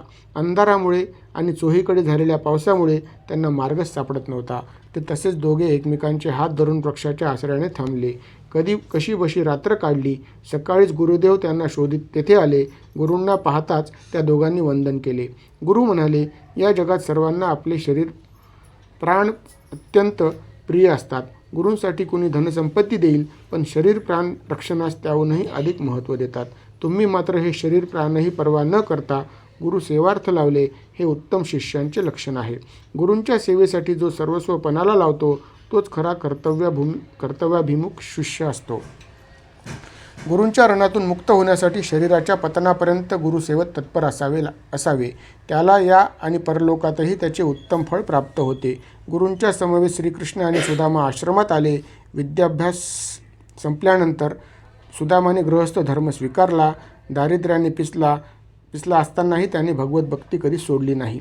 कथा पुराण सांगताना, भगवंताच्या लीला सांगताना सुदामा गहीवरून जात असे. त्याची पत्नी अत्यंत निष्ठेने पतिव्रता धर्माचे पालन करणारी होती. पतीच्या अयाचित वृत्तीमुळे अनेकदा त्यांना खायला काहीच मिळत नसे. ती त्याबद्दल कधीही पतीला दुरुत्तर करीत नसे. दोघेही पोटभर पाणीच पिऊन झोपत. सुदामा विद्वान ब्रह्मज्ञानी असल्यामुळे तो तर जी स्थिती आहे ती भगवंताचीच इच्छा आहे म्हणून आनंदाने दिवस कंठीत असे. दोघांच्याही अंगावर अनेक ठिगळांनी युक्त असे कपडे असत. खायला नाही तिथे ल्यायला कुठून मिळणार. पण दोघांनाही त्याची खंत नसे. दोघेही भगवत भक्तीत सदैव लीन असत. एकदा सुदामा पत्नीने म्हटले, अहो, तुम्ही आणि श्रीकृष्ण दोघेही बालमित्र. ते आता द्वारकाधीश आहेत. आपल्याला मध्यान्ही हातातोंडाची गाठ घालता येत नाही. भगवान श्रीकृष्ण लक्ष्मीपती आणि तुमचे मित्र आहेत. ते भगवत वत्सलही आहेत आणि शरणागताचे तारणहार आहेत. ब्राह्मणांचा आदर करणारे आहेत. जे त्यांची भक्ती करतात त्यांना ते इच्छित दान देतात. खऱ्या भक्ताला तर ते स्वतःचेही दान देतात. म्हणे, तुम्ही त्यांच्याकडे गेलात तर तुम्हाला नक्कीच धन देतील. असे अनेक वेळा जेव्हा पत्नी म्हणाली तेव्हा सुदाम्याने विचार केला, ही म्हणते त्यात एक लाभ तर निश्चित आहे, भगवंताचे प्रत्यक्ष दर्शन. आपला निश्चय अयाचित वृत्तीचा आहे. तो श्रीमंत असला तरी काय झाले, आपण याचना करणार नाही म्हणजे नाही. दर्शन मात्र होणे चांगले आहे. शिवाय पत्नी नेहमीच बुभुक्षित आहे. तिच्या स्त्रीसुलभ अपेक्षांची पूर्ती आपण करूच शकत नाहीत.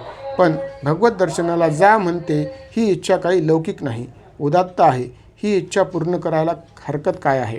असेही कुलस्त्रीचे अंतकरण नेहमीच चिंताकुलित राहू नये. हा पतिधर्मही आहे.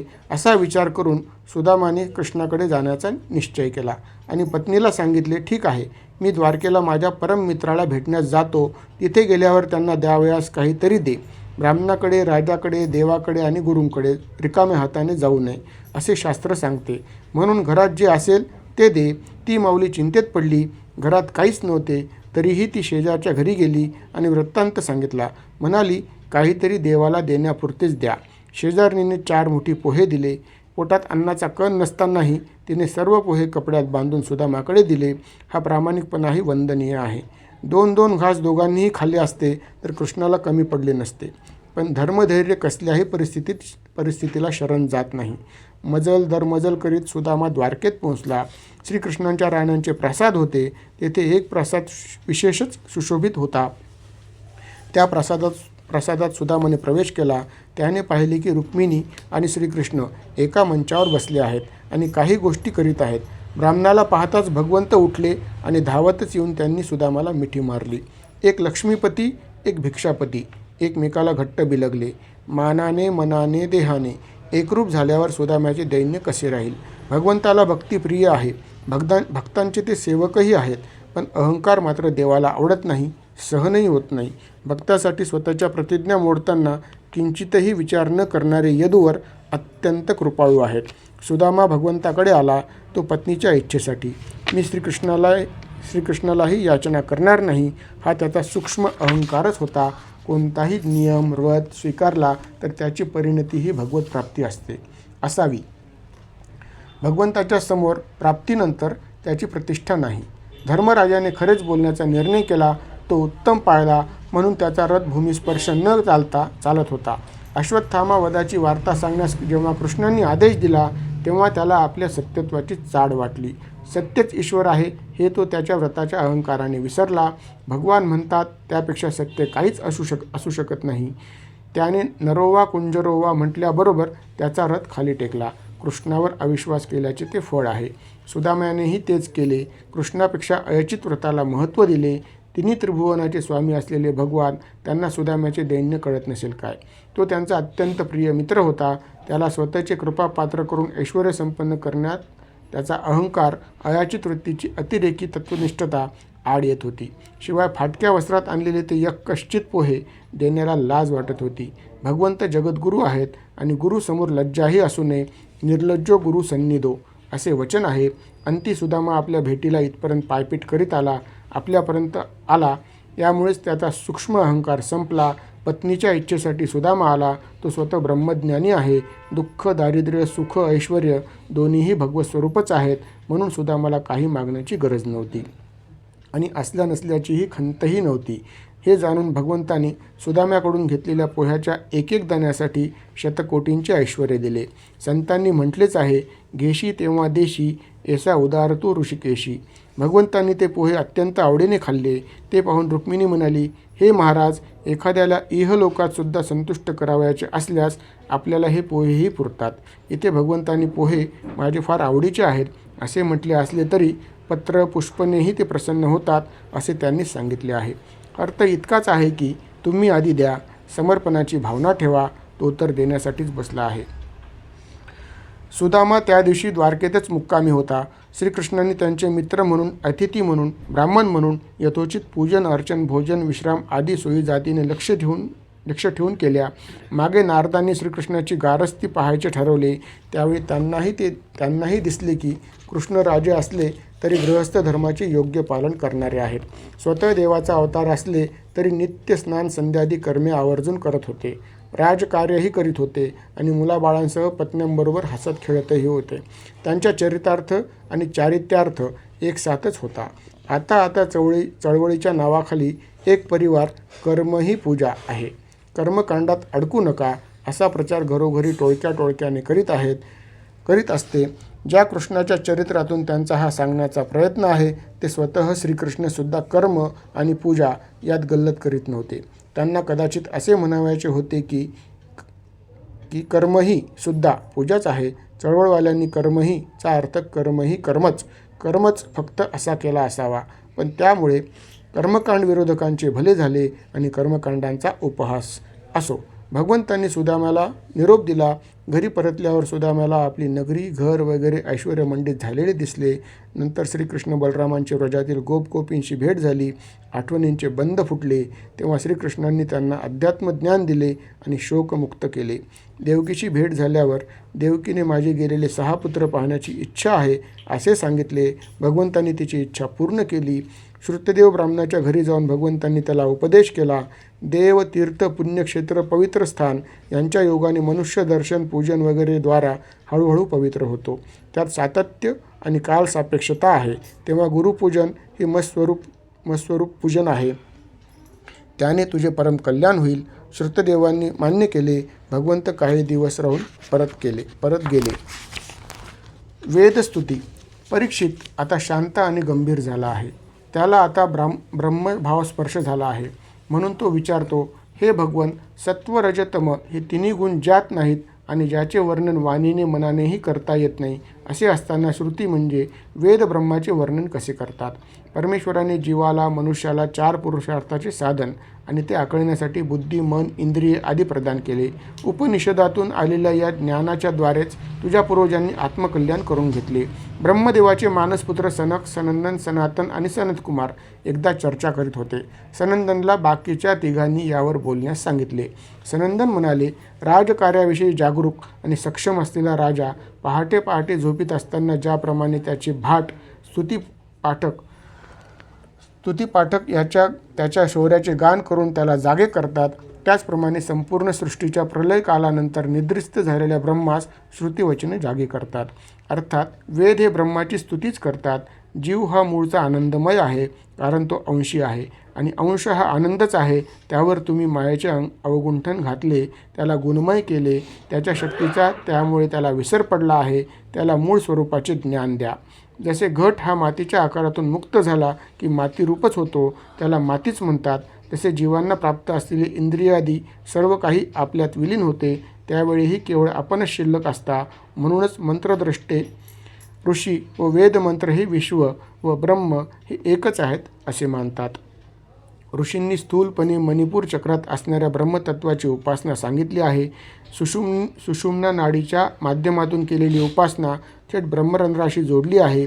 या साधकांना पुनरावृत्ती नसते. हे शरीर भगवत सेवार्थ वापरले तर आपला आत्मा आपला हितैषी होतो व जीवाशिवाशी गाठ घालून देतो. पण आपण हे न जाणता शरीर, घर, पुत्र, दारा यात रमतो. ते सर्वस्व व कीर्तिपर मानतो आणि वासनाक्षोभामुळे 84च्या चक्रात अडकतो. म्हणून भगवत चिंतनच परमकल्याणाचे साधन आहे. परीक्षिता, तू ही कर. श्रीकृष्ण लीला विहार. दशम स्कंदाच्या शेवटच्या 90व्या अध्यायात श्रीकृष्णांच्या धन्य गृहस्थाश्रमांचे सविस्तर वर्णन आले आहे. द्वारकेची शोभा, तेथे निर्माण केलेली वने, उपवने, रस्ते, पुष्करणी यांचे वर्णन आहे. झाडांच्या रांगाच रांगा होत्या. फुलांनी बहरलेली वेलींची ताटके, फळांनी लगडलेले वृक्ष नगराची शोभा वाढवित होते. हत्ती, घोडे, उत्तम पोशाख केलेले शस्त्र, सज्ज योद्धे होते. सुंदर पोशाख करून मुक्तपणे आपले आपले काम करीत फिरणारे नगरजन आणि सुंदर सुंदर रूपवती स्त्रिया आपापल्या क्षेत्रात चेंडू वगैरे खेळत कुणी खेळ पाहत असत.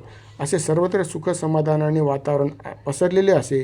श्रीकृष्ण अनेकदा उपवनातून आपल्या राण्यांसह वनविहार करीत असत. कधी जलविहार करीत. स्वतः श्रीकृष्णांनी वेदोक्त धर्माचे पालन करून लोकांना वस्तुपाठच दिला आहे की धर्म, अर्थ, काम हे पुरुषार्थ गृहस्थ धर्मात आणि गृहस्थाश्रमातच साध्य होतात. श्रीकृष्णांच्या इतर पत्नींना प्रत्येकी 10 पुत्र होते. ते सर्व महारथीच होते. रुक्मिणीप्रमाणेच तिची भाची रुक्मीची मुलगी प्रद्युम्नाची पत्नी झाली. एका पिढीतून दुसऱ्या पिढीत असे अनेक विवाह यदुवंशात झाले. प्रकृतीच्या स्वाधीन नसलेले परमात्मा त्यांनी स्वतःच धर्म स्थापन केला. स्वतः त्याचे पालन करून इतरांना मार्गदर्शन केले. अनेक घटना घडवल्या आणि आपणच त्यात कसे वागावे याचा अभिनय करून दाखवला. भागवत श्रवण करणे किंवा पठण करणे एवढ्याने जीवाचे कल्याण होते असे नाही. ऐकणे म्हणजे कानाने ऐकणे नव्हे. ऐकणे म्हणजे पालन करणे, त्यावर हुकूम आचरण करणे. श्रीकृष्ण चरित्राचे आचरण तसे सहज सोपे नाही. पण कृष्णाचे गारस्थ जीवन, धर्मानुकूल वृत्ती, मातृपितृभक्ती, अवलंबिताचे रक्षण, भूतदया, गोमातेविषयी प्रेम अशा काही गोष्टी मात्र चिंतनीय, अनुकरणीय आहेत. हे होत नसावे म्हणून भागवताची पारायणे, सप्ताहे आणि त्यावर साहित्य निर्मिती होत आहे. दशम स्कंद उत्तरार्ध समाप्त. एकादश स्कंद. श्रीकृष्णांचा जन्म अवतार हा विनाशायच दुष्कृताम असा होता हे तर सर्वश्रुत आहे. कृष्णांनी त्यांच्या बालचरित्रापासूनच हे कार्य सुरू केले होते. पाळण्यात पडून राहण्याच्या काळापासून रांगणे, खेळणे, वनात गोरक्षण करणे, मथुरेत, मेळ्यात आणि पुढे तारुण्यातही त्यांनी अनेक दुर्जनांचा नाश केला. पृथ्वीचा भार कमी केला. पृथ्वीच्या विनंतीवरूनच झालेला हा अवतार आहे. त्यामुळे अवतार कार्यच हे आहे. हस्तिनापुरात कौरवांनी कपटदूताच्या माध्यमातून पांडवांना हरविले. द्रौपदीची भर विटंबना केली. तेव्हा कौरव पांडव युद्धाच्या निमित्ताने अनेकांचा संहार करूनही पृथ्वीचा भार कमी केला. पण स्वतःच्या वंशात, यदुवंशात सुद्धा अनेक उद्धट व उद्दाम वीर होते. कृष्णांच्या अलौकिक शक्तीमुळे ते सर्वच अजय होते. स्वतःचाच वंश असल्यामुळे समर्थ असूनही ते वंशाचा नाश करू शकत नव्हते प्रत्यक्ष. म्हणून त्यांनी विचार केला की वंशवनात, वेणूच्या वनात प्रचंड वाऱ्यामुळे आपापसातच बांबूंचे घर्षण होते व अग्नी उत्पन्न होतो. एकमेकावरच घर्षण केल्यामुळे तो अग्नी त्यांचेच भक्षण करतो. तसे या यादवांनाही अंतर्गत कलहाद्वारे संपवावे लागेल. विश्वामित्र, कण्व, असित, दुर्वास इत्यादी अनेक ऋषी पिंडारक क्षेत्री आले. त्यावेळी यदुकुल कुमारांनी उद्धटपणाने सांबाला स्त्री वेश करून त्या परम तपस्वी ब्राह्मणांसमोर नेले. त्यातील एकाने विचारले, हे ब्रह्मवंदांनो, ही सुंदरी गर्भवती आहे. हिची प्रसूतीची वेळ आलेली आहे. पुत्र व्हावा अशी तिची इच्छा आहे. आपण सर्व त्रिकालदर्शी आहात, तेव्हा कृपा करून हिला काय होईल ते सांगावे. ऋषींना आपली चेष्टा चालली आहे हे कळले. त्यांनी शाप दिला, मूर्खांनो, याला लोखंडी मुसळ होईल आणि ते तुमच्या कुळाचा नाश करील. हे ऐकून ते कुमार घाबरले. सांबाच्या पोटावरील कपडे काढले तर त्यातून लोखंडी मुसळ बाहेर पडले. राजा उग्रसेनाला त्यांनी सर्व घटना सांगितली. ते मुसळ तिथे ठेवले. राजाने त्याचे चूर्ण करून उरलेल्या तुकड्यांसह समुद्रात फेकून दिले. तो चुरा वाहत वाहत किनाऱ्यावर आला आणि त्याचे लवाळे झाले. तो तुकडा एका पारध्याने शिकारीसाठी आपल्या बाणाला लावला. त्या लवाळ्याचे लोहदंडात रूपांतर होईपर्यंत नारद वसुदेवकडे गेले आणि त्यांना जनक व 9 योगेश्वरांबद्दल वर्णन केले. कवी, हरी, अंतरिक्ष, प्रबुद्ध, पिप्पलायन, अविरहोत्र, द्रुमिल, चमस आणि करभाजन असे ते 9 पुत्र भारतवर्षाचे आत्मज्ञानी होते. ते सर्वत्र स्वच्छंद विहार करीत असत. ते जेव्हा विदेह राजाकडे आले तेव्हा तिथे यज्ञ सुरू होता. सर्वांनी त्यांचा यथायोग्य आदर सत्कार केल्यावर राजाने विचारले, मनुष्य मात्रांच्या कल्याणासाठी सत्संगही परमात्मा प्राप्ती करून देणारा असतो असे आम्ही ऐकले आहे. असे म्हटल्यावर क्रमाक्रमाने त्या 9ही योगेश्वरांनी राजाला उपदेश केला. नश्वर पदार्थाविषयी ममता आणि त्यावरील स्वामित्वाचा अहंकार त्याच्या रक्षणार्थ चित्तक्षोभ होतो व भय उत्पन्न होते. त्याचा समूळ नाश भगवंताच्या नित्य उपासनेने होते. स्वप्नामध्ये स्वप्न पाहावे तसे जागेपणी विविध मनोरथामुळे सृष्टीचे लोभस्वरूप दृश्य होते. भगवत चिंतनाने यातील ममत्व संपते व निर्भयता मिळते. जो संपत्ती किंवा शरीर याविषयी हे माझे, हे त्याचे असा भाव ठेवतो तो कर्मबंधनात अडकतो. जो असे मानित नाही त्याला संभव प्राप्त होतो. विषयभोगाच्या किंवा मोक्षाच्या प्राप्तीसाठी अनेक सृष्ट पदार्थ निर्माण झाले. त्यात पंचमहाभूतांचे माध्यम घेतले. हे करण्यासाठी जी शक्ती वापरली गेली तिलाच माया म्हणतात. आपण ज्यांच्या ताब्यात नाहीत त्याला स्थूल बुद्धीमुळे माया कळतच नाही आणि तो विकारवशतेमुळे मुक्तीला मुकतो. स्त्री, पुरुष, पिता, पुत्र, भाऊ, बहीण इत्यादी नात्याने बांधलेली माणसे सुखासाठी कर्मे करीत असतात. मात्र त्यातून सुखापेक्षा दुःखच जास्त निर्माण होते. त्यापेक्षा आपले कल्याण व्हावे असे ज्याला वाटते त्याने गुरूंना शरण जावे. ते गुरु ब्रह्मज्ञानी, शब्दज्ञानी आणि शांतचित्त असावेत. आत्मकल्याणासाठी इच्छा असणाऱ्यांनी आपल्या गुरुलाच आपला आत्मा आणि देव मानून सेवा करावी. म्हणजे प्रत्यक्ष भगवंतच संतुष्ट होतात. शब्द, स्पर्श, रूप, रस, गंध या इंद्रियजन्य ज्ञानाने ज्याचा बोध होऊ शकत नाही, ज्याला वेद हे नेती म्हणतात, तोच भगवान नारायण आहे. गुरूंकडून मंत्रदीक्षा घेतल्यावर योग्य ते अनुष्ठान करावे. स्नान संध्या करून आराध्यासमोर बसावे. तत्पूर्वी जागा, आसन वगैरे स्वच्छ करावे. पूजा साहित्य एकत्र करावे. ते मनानेही केले तरी उत्तम, पण त्यासाठी आधी प्रज्ञा प्रतिष्ठित व्हावे लागते. म्हणजे आराध्याशी एकलीनता आली पाहिजे. यम, नियम, आसन, प्राणायामाचा अभ्यास झाला पाहिजे. डोळे मिटले की हृदयात तीच मूर्ती दिसली पाहिजे. ध्यानात त्याचे सर्व अंग, उपांगे, आयुधादी यांचे अर्घ्यपाद्य वगैरे पूजा करावी. गंध, फूल, अलंकार समर्पण करताना स्पर्शाची जाणीव होणे हे तद्रूपतेचे लक्षण आहे. देवतेला वाहिलेला गंध, फूल, अत्तर, चंदन हे आपल्याला त्यांचा सुगंध देत असावे.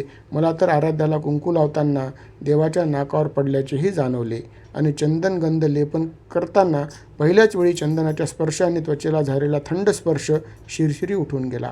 तसेच नैवेद्याचे जेवू घालतानाही पदार्थांचा सुवास आणि स्पर्शातील गरमपणाची ऊब तीही जाणवते. हा शब्दश्चल वाटला तरी जाणीव कोणत्या पातळीवर येते इतकी तरी त्यातून ज्ञान मिळू शकते. असो, अशा प्रकारे पूजन करण्याने सद्योन्मुक्ती मिळतेच. भगवंताच्या अनंत अवतारांचे आणि अनंत गुण कीर्तीचे वर्णन त्या योगेश्वरांनी केले. करभाजन योगींनी भगवंताचे वेगवेगळ्या युगातील अवतारांचे रूप, रंग वगैरे विषयी वर्णन केले. सत्ययुगात शुभ्रवर्ण चतुर्बाहू जयधारी, त्रेतायुगात रक्तवर्ण चतुर्भुज व यज्ञरूपात, द्वापरयुगात सावळा रंग चतुर्बाहू आहेत, कलियुगात कृष्णवर्ण इंद्रनील वर्णकांती आयुध विराजित आहेत. नाम संकीर्तनाद्वारे त्यांची आराधना करावी म्हणजे ते उपासकाला प्रसन्न होतात. जो कर्तृत्वभाव सोडून शरणागत भावाने प्रभूची उपासना करतो त्याचा शोक, मोह वगैरे संपून तो ब्रह्मपदाला पात्र होतो. उद्धव उपदेश अवतार कार्य समाप्तीची नांदी. देवांनी श्रीकृष्णांना वंदन करून त्यांची स्तुती केली. आता पृथ्वीचा भार कमी झालेला आहे, अर्थात अवतार कार्य संपले आहे असे आम्हास वाटते. आपण हे योग्य समजत असाल तर आपल्या धामाला परतावे. आम्ही सर्व देवलोक आपल्या आगमनाची प्रतीक्षा करीत आहोत. तेव्हा श्रीकृष्ण म्हणाले, ब्रह्मदेवा, तू ठरवलेस तेही मी अगोदरच ठरवले आहे. पृथ्वीचा भार आता मी उतरवला आहे, पण माझ्या केवळ साहचारानेच उन्मत्ताप्रमाणे वागणारे हे यदुकुलजन फार शूर पराक्रमी झालेले आहेत. त्यांच्या अथांग शौर्याने ते पृथ्वीच गिळून टाकतील. मी स्वतः किनाराहून त्यांना रोखले आहे. त्यांचा निपात केल्याशिवाय मी स्वधामाला गेलो तर ते जगाचा विध्वंस करतील. तेव्हा हे ब्रह्मदेव, ब्राह्मण शापामुळे यदुकुळाचा अधपात सुरू झालाच आहे. अंत मी करीन आणि स्वधामाला येईल. त्यावेळी द्वारकेत मोठे अपशकुन होऊ लागले. श्रीकृष्णांनी सर्व ज्येष्ठ श्रेष्ठांना सांगितले की आपण हे स्थान सोडावे. आजच आपण प्रभास क्षेत्रासाठी प्रस्थान करू. चंद्राला झालेला क्षयाचा शाप त्याच क्षेत्रात गेल्यावर संपला. आपणही तेथे जाऊ. नौकेने जसे समुद्र पार करतात तसे आपण दानाने पातकाचा समुद्र पार करू. श्रीकृष्णांचे बोलणे अपशकून आणि प्रस्थानाची तयारी पाहून उद्धव म्हणाला, देवा, आपण या लोकाच्या त्यागाची तुमचीही तयारी आहे. मलाही सोबत घेऊन चला. उद्धवाची विनंती ऐकून श्रीकृष्ण म्हणाले, ठीक आहे, मी सांगतो तसे कर, म्हणजे तुझे कल्याण होईल. या जगात जे जे दिसते ते ते मनाच्या कल्पनाविलासामुळे दिसते. विविधता असल्यामुळेच त्यात गुण दोष दिसतात. एकत्वात तुलना संपते, म्हणून गुणही नाही, दोषही नाही. आत्म्याने देहाचा आधार ठेवला आहे तोवर मन बुद्धी एकाग्र करावी, म्हणजे कर्म अकर्म विकर्म याचा बाद राहत नाही. म्हणून तू आधी सर्व इंद्रिय मन ताब्यात ठेव. सर्व जग हे आपल्या आत्म्यातच समाविष्ट आहे अशी भावना कर, म्हणजे आत्मा परमात्मा भेद नसल्याचे जाणवेल. अवधूत गीता. उद्धवा, जगामध्ये व्यवहार काटेकोरपणे सांभाळणारे जे लोक आहेत ते स्वतःचा उद्धार करून घेतात. या संबंधाने राजा यदूला अवधूतांनी स्वतःविषयी सांगितले. राजन, मी स्वच्छंदपणे फिरत असताना अनेकांकडून माझ्या बुद्धीनेच ज्ञान मिळवले. मी एकूण 24 गुरु केले. पृथ्वी, वायू, आकाश, जल, अग्नी, चंद्र, सूर्य, कबूतर, अजगर, समुद्र, पतंग, मधमाशी, हत्ती, हरिण, मासा, पिंगला, टिटवी, बालक, कुमारी, बाण तयार करणारा, साप, कोळी, कुंभार माशी या 24 गुरूंकडून मी त्यांच्या आचरणातून शिकवण घेतली. असे सांगून अवधूतांनी यदूला त्या प्रत्येकाचे गुण वैशिष्ट्य सांगून ते आत्मसात केल्याचे सांगितले. पृथ्वीकडून क्षमा परोपकार. वायू सर्वत्र संचार करूनही कोठेच गुंतत नाही. आकाश सर्वत्र व्यापले असले तरी सर्वाहून अलिप्त असते. पाण्याकडून शुद्धता आणि पावित्र्य. अग्नीपासून तेजस्विता. चंद्राकडून सर्व अवस्थांमध्ये आत्मा अबाधित ठेवण्याचे. सूर्यापासून अनासक्ती. कबुतरामध्ये कुटुंबाविषयी अत्यासक्ती व त्यामुळे सर्वनाश होतो हे जाणून अनासक्ती. अजगरापासून दैवावर विसंबून कालक्रमणा करणे. समुद्रापासून धीर गंभीरता. पिंगला वेश्येकडून आशाबद्ध होऊ नये. कुरर पक्षाकडून संग्रह न करणे. बालकाकडून मानापानाविषयी विरक्त कुमारिकेकडून एकटे राहणे. कोळी कीटकापासून विश्व हे ब्रह्मच आहे. कुंभार माशीकडून कोणत्याही मार्गाने सतत भगवंताचे चिंतन केले तर भगवत प्राप्ती होते. असे अनेक गुण मी अनेकांकडून शिकलो. त्यामुळे मला वैराग्य प्राप्त झाले. त्यावरून माझा निष्कर्ष तुला सांगतो. तो ऐक राजा. हे शरीर प्राप्त होणे हे दुर्लभ आहे. पुरुषार्थ साधन या देहाने शक्य आहे. म्हणून यावत शरीर आहे तोवरच स्वतःच्या कल्याणार्थ झटावे. जीवनात अनेक प्रसंगांना तोंड द्यावे लागते. म्हणून एकाच गुरुकडून सर्व काही मनावर ठसत नाही. अनेकांचे ब्रह्माबद्दल अनेक विचार असतात. ते सर्व काही आपण आत्मसात करू शकलो नाही तरी दृष्टिकोन शुद्ध होण्यास मदत होते. कुणाचे खरे कुणाचे खोटे या तुलनेत पडले तर भ्रम होतो. एकट्याचेच ऐकले तर एकांगी विचाराने अहंकार उत्पन्न होतो. दोन्हीमुळे आपलीच प्रगती खुंटीत होते. मायेमुळे शोक मोह सुख दुःख प्राप्त होत असते. स्वप्न म्हणजे बुद्धीला भास होणे. तसेच आपला संसार हा आत्म्यासाठी भास आहे. विद्या आणि अविद्या दोन्हीही माझीच रूपे आहेत. विद्या मोक्षाचे तर अविद्या बंधनाचे कारण आहे. विद्या म्हणजे मला जाणणे आणि अविद्या म्हणजे संसाराला जाणणे होय. शोक दुःख करणारा बद्ध आहे तर सुखदुःखात सम राहणारा मुक्त आहे. शब्दज्ञानी माणसाला परब्रह्माचा अनुभव आला नाही तर त्याची ज्ञानसाधना वाया गेली असे समज. उद्धवा, असे अनुभवशून्य दुर्गुणी मुले अपात्र माणसाला दिलेले दान हे मनुष्याला दुःख देत असते. अभिमान करू नये, ढोंगही करू नये. तसेच आपण केलेल्या कर्माचा डांगोरा पेटू नये. मला अर्पण केलेली वस्तू आधीच दुसऱ्या देवतेला अर्पण केलेली नसावी. इतकेच नाही तर मला अर्पण केलेला दीपाचा प्रकाशही स्वतः भोगू नये. आपल्याला सर्वात प्रिय असलेली वस्तू मला अर्पण करावी, म्हणजे ती वस्तू अनंत पटीने फळ देणारी होते. सुदाम्याचे पोहे, द्रौपदीने बांधलेली चिंदी दृष्टांत रूप आहे. यज्ञ यागादी इष्ट आणि सर्वांसाठी केली ती पूर्त ही सुद्धा माझीच पूजा आहे. उद्धवाला इथे त्यांनी सत्संगाचा महिमा सांगितला आहे. सत्संगामुळे भक्ती साधते, ती परमात्मप्राप्ती करून देते. योग तप स्वाध्याय इष्ट अपूर्त दक्षिणा व्रते तीर्थे वगैरे साधनांनी मात्र ती लवकर मिळत नाही. शास्त्र प्राणी प्रजा देश काल कर्म जन्म ध्यान मंत्र आणि संस्कार या 10 विधीमुळे गुणांची वाढ होऊ शकते. सत्व रज तमादी गुण लक्षात घेऊन सत्वगुण वृद्धी केली म्हणजेही माझी प्राप्ती सुलभ होते. त्यासाठी सात्विक पदार्थांचे सेवन श्रवण केले की आत्मज्ञान होते. भगवंताचे ध्यान करताना प्राणायाम करावा, नाडी शोधन करावे, हृदयकमलात त्यांची मूर्ती सायुध सशस्त्र सुकुमार सालंकर सजल जलद्रूप अशी स्थापित करावी. असे ध्यान साधले म्हणजे चित्त एकाग्र होते. एक ज्योत दुसऱ्या ज्योतीत कशी विलय पावते तसे तो भक्त माझ्याशी एकरूप होतो. त्याच्या मोक्षाची द्वारे उघडतात. माझ्या प्राप्तीमुळे भक्तीमुळे काही सिद्धीसुद्धा प्राप्त होतात. अष्टमहासिद्धी व 10 इतर सिद्धी या माझे स्वरूप आहेत. योगी भक्तांना मी त्या प्रदान करतो असे भगवंतांनी सांगितले. त्यानंतर त्यांनी स्वतःच्या विभूतींचे वर्णन सांगितले. श्रीकृष्ण म्हणाले, उद्धवा, मी सांक्षेपाने तुला हे सांगितले. माझ्या व्यतिरिक्त कोणताही पदार्थ कोठेही असत नाही. परमाणूंची ही गणना काही काळाने का होईना पण होऊ शकते, परंतु माझ्या विभूतींची गणना कुणीही करू शकणार नाही. कारण अनंत कोटी ब्रह्मांडेच मी निर्मिली आहेत, अर्थात त्या सर्वात मी व्यापून राहिलो आहेच. वर्णाश्रम धर्म निरूपण. उद्धवाने विचारले, भगवन, आपण धर्माचे अनुष्ठान करणाऱ्याला आपली भक्ती प्राप्त होते असे म्हणालात. तो धर्म कोणता, तो आश्रम कोणता आणि तो कसा अनुसरावा ते मला सांगा. उद्धवाचा प्रश्न ऐकून श्रीकृष्ण म्हणतात, उद्धवा, तुझ्या या प्रश्नामुळे सर्व वर्णाश्रमांच्या लोकांना याचा लाभ होईल. द्वापर युगाच्या आरंभी हंस नावाचा एकच वर्ण होता. त्यावेळी जन्मतच सगळे कृतकृत्य होते. त्यांना करण्यासारखे शिल्लकच नव्हते. त्यामुळेच त्या युगाला कृतयुग म्हणत. त्यानंतर त्रेतायुगाच्या आरंभी माझ्या हृदयातून ऋग्वेद, यजुर्वेद, सामवेद आणि अथर्ववेद प्रगट झाले. होता, अधर्व्यू, उद्गाता, अध्वर्यू, उद्गाता असे यज्ञाच्या रूपे प्रगट झाली. नंतर 4 वर्ण प्रगट झाले.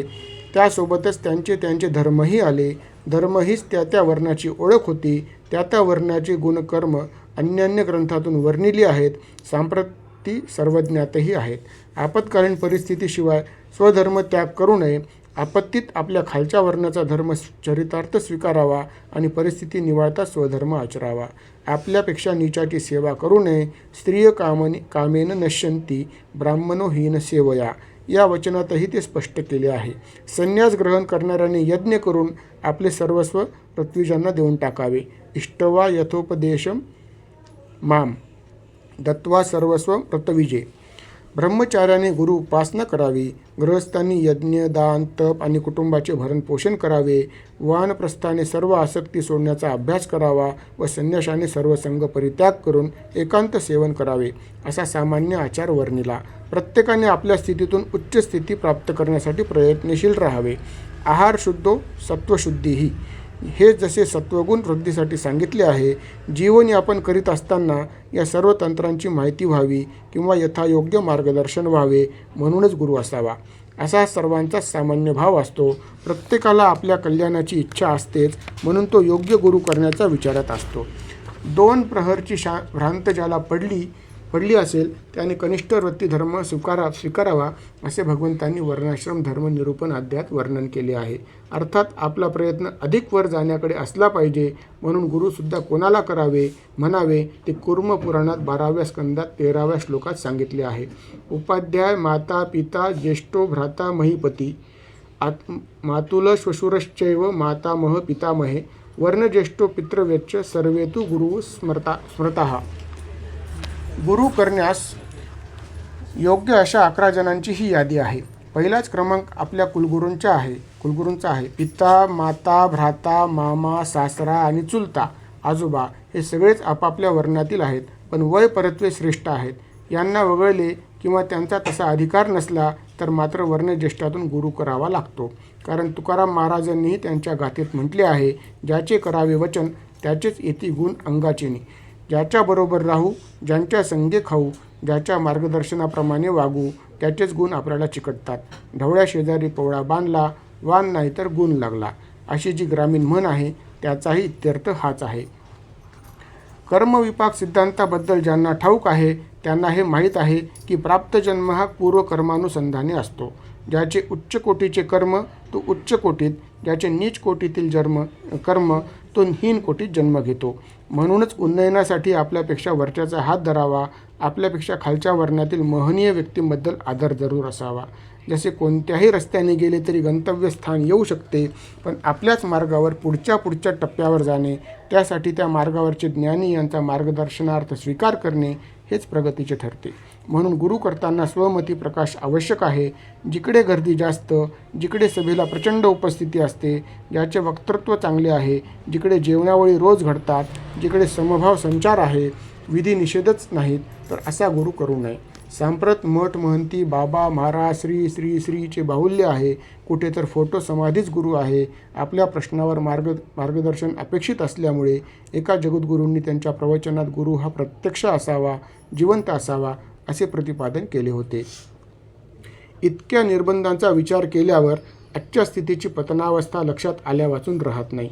आज मोठ्या प्रमाणात आम्ही गुरु मानला, गुरुच समजणे, वर्णाश्रमाविषयी अज्ञान असताना गुरु करणे, समजणे, गुरु पावला म्हणणे, कानातच मंत्र सांगितला तर गुरु समजणे आपल्याला कुठे नेत आहे याचा विचार करणे आवश्यक आहे.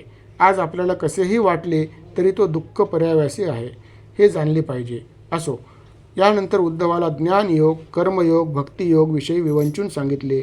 गुण दोषाविषयी सांगताना भगवंत म्हणाले, गुणस्थान भेदाने दोष होतो. मंत्र गुरुमुखाने एकूणच शुद्ध होते. कोणतेही कर्म मला समर्पित केल्याने शुद्ध होते. शास्त्राने एखादी गोष्ट कुणाला विहित म्हणून सांगितली तर तो गुणकारक होते, तर ज्याला निषिद्ध सांगितली त्याला दोषकारक होते. सुरापान हे पातक असले तरी ते पतितासाठी नाही, कारण जमिनीवर असलेला आणखी किती खाली पडणार. गृहस्थाला पत्नी आवश्यक, यतीला स्त्री निषिद्ध म्हणूनच असे म्हटले आहे. म्हणूनच गुणाचेही गुणदोष वर्णन न करणे हा गुण ठरतो. तितिक्षु ब्राह्मण. उद्धवाने भगवंताला विचारले, हे भगवन, आपले चरण स्मरण करून धर्मपालन करणारे व असे न करणारे सुद्धा त्यांचा स्वभाव बदलत नाही, त्यांना काय म्हणावे. श्रीकृष्ण म्हणाले, उद्धवा, माणसाला बाणादी शस्त्रांनीही जेवढे घाव बसत नाहीत तेवढे दुर्जनांच्या वाणीने होते. या संबंधीची एक गोष्ट आहे, सांगतो ऐक. अवंती नगरात एक ब्राह्मण राहत होता. शेती व व्यापार करून तो श्रीमंत झाला होता, परंतु लोभी, कंजूष व क्रोधी होता. त्या धनाचा तो सुख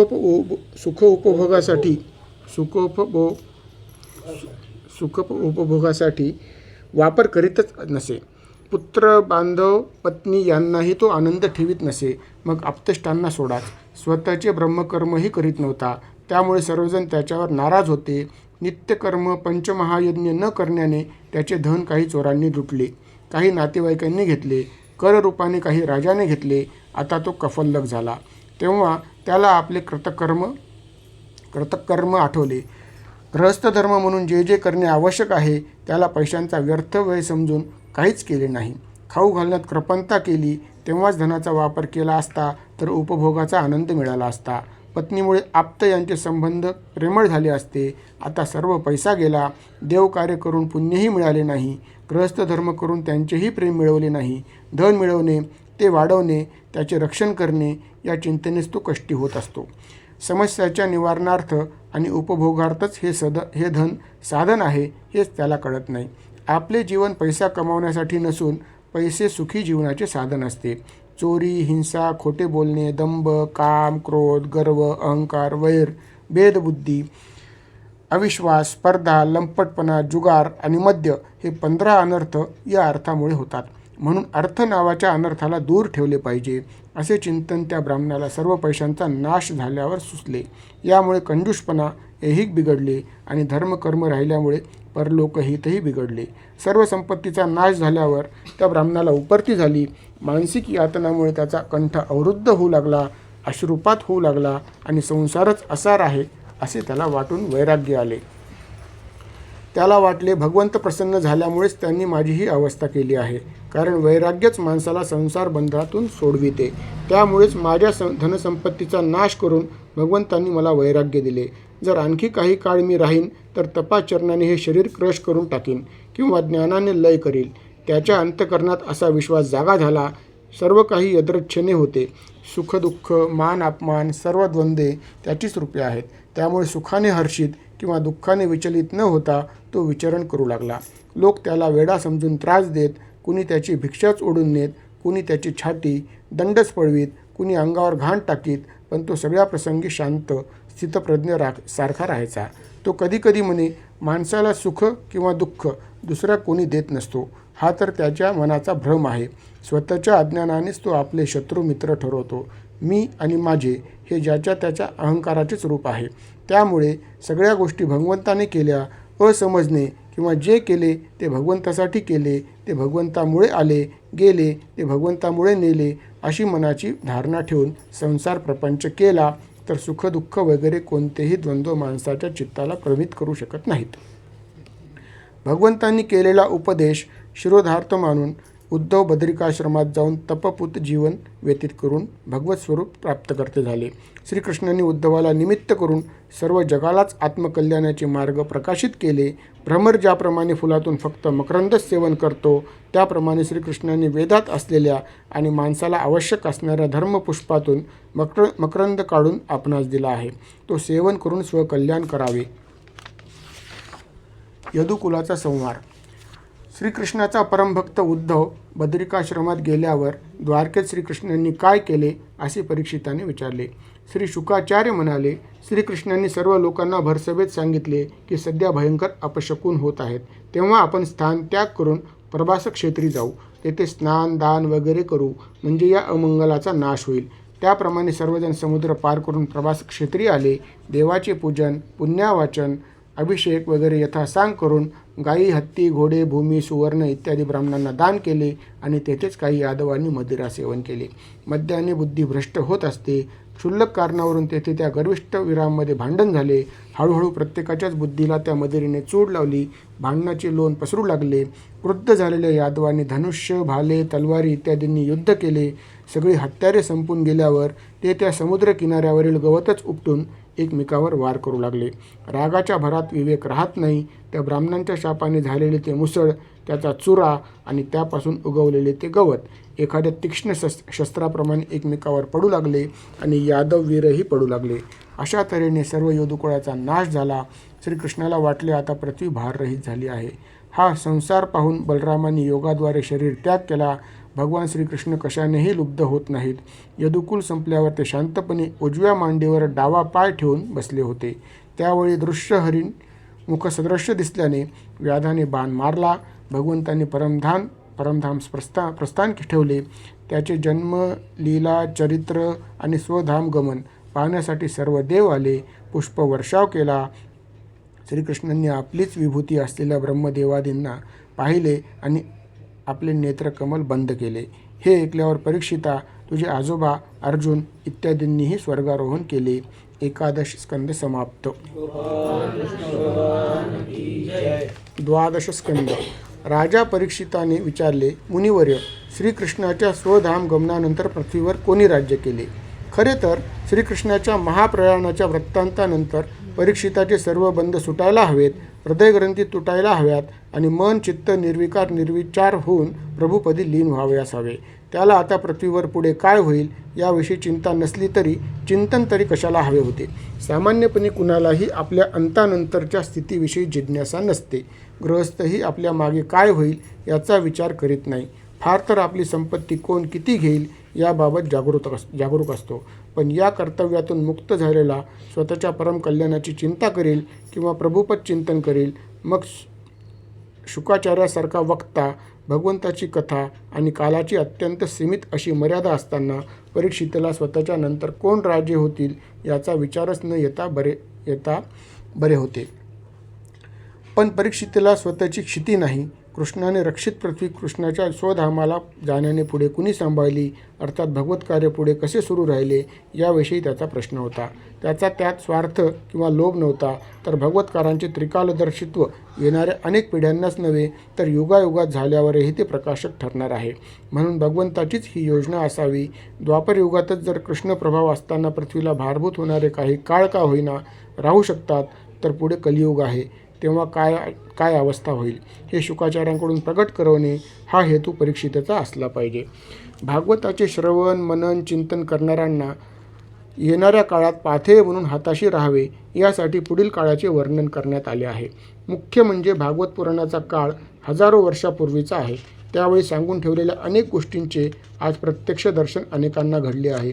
त्यातून एक गोष्ट नक्कीच घेण्यासारखी आहे की जर हे खरेच युग प्रभावाने अधपाताकडे जात असेल तर समोर दिसणाऱ्या दीपस्तंभाचा उपयोग करून तो टाळण्याची वृत्ती स्वीकारावी आणि त्याचा वेग तरी अवरुद्ध केला पाहिजे. यासाठी पुन्हा धर्मग्लानीची आणि अवताराची वाट न पाहता उद्धाराची वाट धरावी. असो. परीक्षिताच्या या जनकल्याणाच्या उद्देशाने विचारलेल्या प्रश्नाच्या उत्तरात श्री शुक म्हणाले, राजा, जरासंधाच्या वंशात शेवटी पुरंजयाचे राज्य राहील. त्याचा मंत्रीच त्याचा वध करून स्वतःच्या पुत्राला राज्यावर बसवील. द्वापरयुगाचा हा शेवटचा आणि कलीचा प्रारंभाचा काळ आहे. साहजिकच कलीचा प्रभाव बसणे सुरू झाले समजावे. ही राजांची मालिका, एकाच नावाचे प्रद्योतन 5 राजे, नंतर शिशुनाग, विधिसार, नंदीवर्धन, महानंदीला त्याच्या शूद्र पत्नीपासून नंद नावाचा पुत्र होईल. तेव्हापासून शूद्र राजांची मालिका सुरू होईल. या राजाच्या 100 वर्षानंतर चाणक्य, 9 नंदाचा काळ संपवून मौर्यवंशी राज्य सुरू होईल. चाणक्य चंद्रगुप्त मौर्याला राज्यावर बसवील. पुढे अशोकवर्धन, त्याचे पुत्र वगैरे 100 वर्षापेक्षा जास्त काळ राज्य करतील. त्यानंतर कण्ववंश सुरू होईल. हळूहळू मगध देशाचा राजा दुसरा पुरंजय आपल्या दुष्टाव्याने आणि क्रूर कर्माने अधस्तर वर्तन करतील. हे राजे आचार विचार भ्रष्ट, अधार्मिक व खोटे वागतील. हे रजोगुणी तमोगुणी राजे सर्व प्रजेलाच खाऊन टाकतील. प्रजासुद्धा यथा राजा तथा प्रजा न्यायाने वागतील. आपापसात लढतील. एकमेकांना त्रास देऊन नष्ट होतील. बलवान काळाच्या प्रभावाने वरचेवर धर्म, सत्य, पावित्र्य, क्षमा, दया याचा लोप होत जाईल. हा कलियुगाचाच आरंभ आहे. धनसंपत्ती ज्याच्याकडे आहे त्यालाच लोक कुलीन, विद्वान आणि न्यायी समजतील. विवाह संबंध स्वतःच्या मर्जीने होतील. व्यवहारात कपटाचे महत्त्व वाढेल. ही सगळी यादी पाहिली म्हणजे हजारो वर्षापूर्वी वर्तविलेले हे कथन आज सत्यात आलेले आपण पाहतच आहोत. धर्माचे रक्षण करणारे भगवान जेव्हा कल्कीचा अवतार धारण करतील, शंभल गावी विष्णुयश नावाच्या श्रेष्ठ ब्राह्मणाच्या घरी कल्की अवतार घेतील. सर्व डाकू लुटाऱ्यांचा संहार करतील. घोड्यावर बसून सर्वत्र संचार करतील. प्रजा सुखी होईल. चंद्र, सूर्य, गुरु एकाच वेळी पुष्य नक्षत्रात येतील. तेव्हा कलियुग संपून सत्ययुगाची सुरुवात होईल. माणसाच्या कालगणनेनुसार कलियुग 4,32,000 वर्षांचे आहे. सांप्रत कलीचे 1/4 भागाचेही समापन झाले नाही. तेव्हा हा काळ कसा कठीण आहे ते एवढ्यावरूनही लक्षात येईल. यानंतर प्रलयाचे 4 प्रकार वर्णिले आहेत. प्रलय म्हणजे सर्वनाश असे आपले गृहीतक आहे. ध्वन्यार्थाने प्रलय म्हणजे सर्वनाश असेलही, परंतु प्रलय ही कालगणना आहे. याची कल्पना श्रीमद भागवताच्या 12व्या स्कंदाच्या अभ्यासाने येते. सेकंदापासून दिवसाच्या 24 तासापर्यंत आणि महिन्यापासून वर्षापर्यंतचा काळ आपण सहजपणे मोजू शकतो. परमाणु, अणु, त्रुटी, निमेष, तत्पर हे कालमापनाचे एकक आहेत. याबद्दल आपण अनभिज्ञ असतो, तसे साशंकही असतो. हे गणती पुढे युग संज्ञेत जाते आणि एका युगात लक्षावधी मानवी वर्ष असतात. असे 4 युग म्हणजे देवतांचा एक दिवस होतो. याला कल्प म्हणतात. अशी ब्रह्मदेवाची रात्र होते, त्यालाच प्रलय म्हणतात. पण हा नैमित्तिक प्रलय आहे. ब्रह्मदेवाची 100 वर्षे झाली म्हणजे प्राकृतिक प्रलय. या काळात 100 वर्षे पाऊसच पडतो. अन्नाचे दुभिक्ष होते. लोक अन्नपाण्याने व्याकुळ होऊन प्राण सोडतील. प्राणी एकमेकांनाच खाऊन टाकतील. अग्नितांडव होऊन वाऱ्याच्या प्रचंड झोतामुळे तो सगळीकडे पसरेल. त्याच्या भक्षस्थानी सगळेच पडेल. परीक्षिती असे हे नेहमी चक्रे, उत्पत्ती, स्थिती, प्रलय चालतच राहणारे आहे. जे उत्पन्न होते ते नाश पावतेच. त्या अस्तित्वाच्या भ्रांतीचे प्रेयत्व सोडून दे आणि श्रेयसाचा विचार कर. परमेश्वर चिंतन हे श्रेयस आहे, पण याचे ज्ञान द्वैत निर्माण करणारे आहे. तू भक्ती कर. भक्तीत एकत्व अद्वैत आहे. ज्ञानाचा विचार सोडला आणि प्रभुचरण स्मरण राखले की सायुज्य मुक्ती मिळते.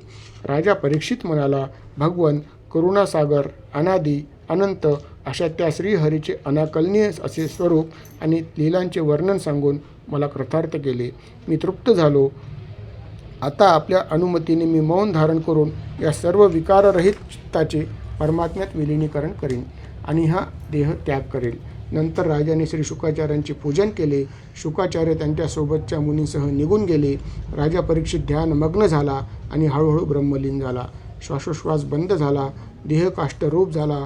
इकडे ऋषिकुमार शृंगीच्या शापाप्रमाणे तक्षक परीक्षितीला दंश करण्यास निघाला. वाटेत कुणी अडवू नये म्हणून त्याने ब्राह्मणाचा वेश घेतला होता. परीक्षित त्या गंगा तटावर निश्चेष्ट बसला होता. तेथे आला आणि त्याने दंश केला. पण तोपर्यंत परीक्षिती मुक्त झाला होता. मात्र त्या दंशामुळे निर्माण झालेल्या अग्नीत ते शरीर फक्त भस्म झाले. हे ऐकून जन्मेजय परीक्षितीचा पुत्र क्रुद्ध झाला. त्याने विद्वान ब्राह्मण बोलावून सर्पसत्राला आरंभ केला. सगळे सर्प यज्ञात पडू लागले. तक्षकाला भीती वाटली. तो इंद्राला शरण गेला. तेव्हा जन्मेजयाच्या सांगण्यावरून ब्राह्मणांनी इंद्रियाय स्वाहा तक्षकाय स्वाहा म्हटल्याबरोबर देवगुरु बृहस्पतींनी मध्यस्थी केली आणि अहंभाव नाही माझेचे ममत्व ज्याचे संपलेले आहे त्याला भगवंताच्या परमपदाची प्राप्ती होते. त्यासाठी कटुवचन सहन करा, कुणाचा अपमान करू नका, कशाची तरी आसक्ती ठेवून वैर करू नका. ज्या परम तेजस्वी ज्ञानसागर करुणागण प्रभूच्या कृपेने मला हे ज्ञान प्राप्त झाले त्यांचे चरणी लीन व्हावे. त्यानंतर चारही वेदांचे विवरण शौनकांच्या विनंतीवरून सूतांनी सांगितले. वेद विवरण. सूत म्हणतात, हे शौनक, परमेष्ठी ब्रह्म जेव्हा सृष्टी उत्पत्तीसाठी पूर्वसृष्टीचे ज्ञान व्हावे म्हणून अंतर्मुख झाले त्यावेळी त्यांच्या हृदयात एक नाद उमटला. आपण सुद्धा अंतर्मुख होऊन सर्व मनोवृत्ती रोखल्या तर आपल्यालाही या अनाहत नादांचा साक्षात्कार अंतरंगात होतो. त्या नादाची उपासना आदिभौतिक, आध्यात्मिक, आदिदैविक त्रिविध दोष समाप्त करून मोक्ष मिळवून देते.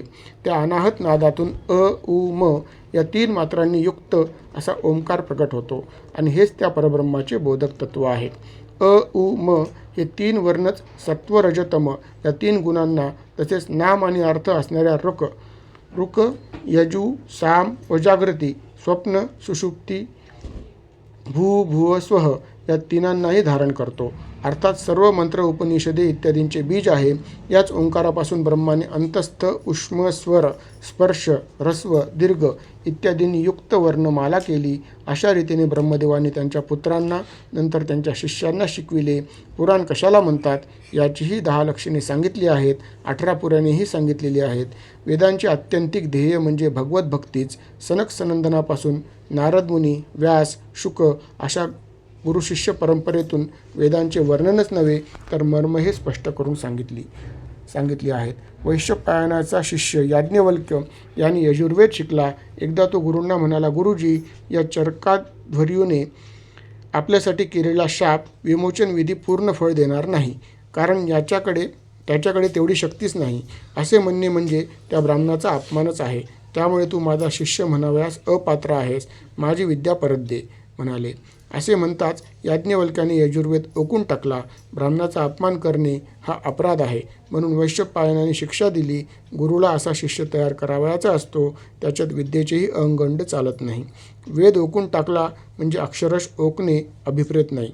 हठयोगाच्या एका क्रियेत हे शक्य आहे असे एका प्रवचनात मी ऐकले होते. तथापि ओकणे हे प्रक्रिया प्रतीक्षित क्रिया आहे. तोंड आणि जठराशी संबंधित आहे. अन्न ग्रहण करणे आणि ज्ञान ग्रहण करणे यातील क्रिया वेगळी आहे. अन्न पोटात जठरात ग्रहण होते, तेथून तोंडावाटे उलटू शकते. ज्ञान बुद्धीत मेंदूत जाते, तेथून ते वस्तूप्रमाणे बाहेर पडत नाही. याचा अर्थ याज्ञवल्क्याने वेद म्हणणे टाकले असा घेता येईल.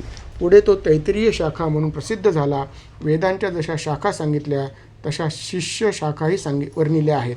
त्यांचीच बहुतेक नावे प्रचलित गोत्र प्रबोधासाठी आली आहेत. हा सगळा तांत्रिक भाग आहे. श्रीमद भागवत भक्ती रसायन या दृष्टीने पाहिले की ज्ञान आणि भक्तीचे बाण जाणवत नाहीत. असो, भगवंताचे वर्णन भागवतात प्रचुरतेने आले असल्यामुळे अल्पज्ञानात पुनरुक्ती वाटू शकते. तथापि भक्ती म्हटली की तीत संकीर्तन ओघानेच येते आणि नाम हे संकीर्तनात पुन्हा पुन्हा घ्यायचेच असते. तेव्हा तेही भजनच आहे आणि परमात्मा प्राप्तीचे साधन याहून उत्तम अन्य नाही. मार्कंडेय कथा. मृकुंड ऋषींचे पुत्र मार्कंडेय आहेत. प्रलयकालीही ते जिवंत होते अशी आख्यायिका आहे. आत्तापर्यंत तर प्राण्यांचा प्रलयच झाला नाही, मग प्रलयात समुद्रात वटपर्णावर अद्भुत मनुष्य पाहिला हे खरे असू शकेल काय, असा प्रश्न शौनकांनी सूतांना विचारला. सूत म्हणाले, हे शौनका, ती कथा मी तुला सांगतो. या कथेत नारायणांचाच महिमा वर्णिला आहे. म्हणूनच प्रस्तुत भगवान नारायणांचे भगवंताचे कीर्तन सुरू आहे. त्याचाच भाग म्हणून सांगतो, ऐक. मृकुंड ऋषींचे आपल्या पुत्रावर मार्कंडेयावर उचित सर्व संस्कार केले होते. त्यामुळे मार्कंडेय ब्रह्मचर्य व्रत धारण करून गुरुदेवांची चरणसेवा करीत होते. मौन धारण करीत, गुरुदेवांची आज्ञा केली तरच एक वेळ भोजन करीत, अन्यथा उपवासच. त्यांच्या अशा कठोर तपश्चर्येने ते मृत्युंजय झाले होते. असे करता करता 5-6 मन्वंतरे उलटली. ब्रह्मदेवाच्या एका दिवसात 14 मनु होतात आणि सध्या ब्रह्मदेवाचे 52वे वर्ष सुरू आहे. अर्थात माणसाच्या मापाने कोट्यवधी वर्षे असू शकतील. म्हणूनच मार्कंडेय कोट्यवधी वर्षे भगवंताची आराधना करून चिरंजीव झाले म्हणणे सहज शक्य आहे. अशा 7व्या मन्वंतरास इंद्राने त्याच्या तपश्चर्येची भीती वाटून त्याचा तपोभंग करण्यासाठी गंधर्व, अप्सरा इत्यादी मोहजालाचे प्रयोग केले. तथापि ते फोल ठरले. भगवान नारायण प्रत्यक्ष तेथे प्रगट होऊन म्हणाले, ब्राह्मणश्रेष्ठा, मी प्रसन्न आहे. मार्कंडेयाने त्यांना दंडवत घातले आणि म्हणाले, देवा, सर्व चराचर जगत चालका, आपण दर्शन दिले हाच वर आहे. अजून काय मागावे. असे मंत्रमुग्ध भाव असतानाच अचानक सोसाट्याचा वारा आला. भयंकर आवाज होऊ लागले. विजांचा कडकडाट होऊ लागला आणि समुद्रात प्रचंड लाटा उसळू लागल्या. आता सगळी पृथ्वीच बुडेल असे वाटत होते. तेव्हा एका वडाच्या पानात एक तेजपुंज बालक त्यांनी पाहिले. त्याच्याजवळ जाता तोच त्याच्या श्वासावाटे डासाप्रमाणे आत गेला. तेथेही त्याने असाच प्रलय पाहिला. अर्थात उत्पत्ती, स्थिती, प्रलय या तिन्ही अवस्थात तो आत बाहेर व्यापून आहे. हे पाहून तो मार्कंडेय चकित झाला. तोच ते बालक, ते वडाचे झाड, तो समुद्रातील प्रलय लुप्त झाले.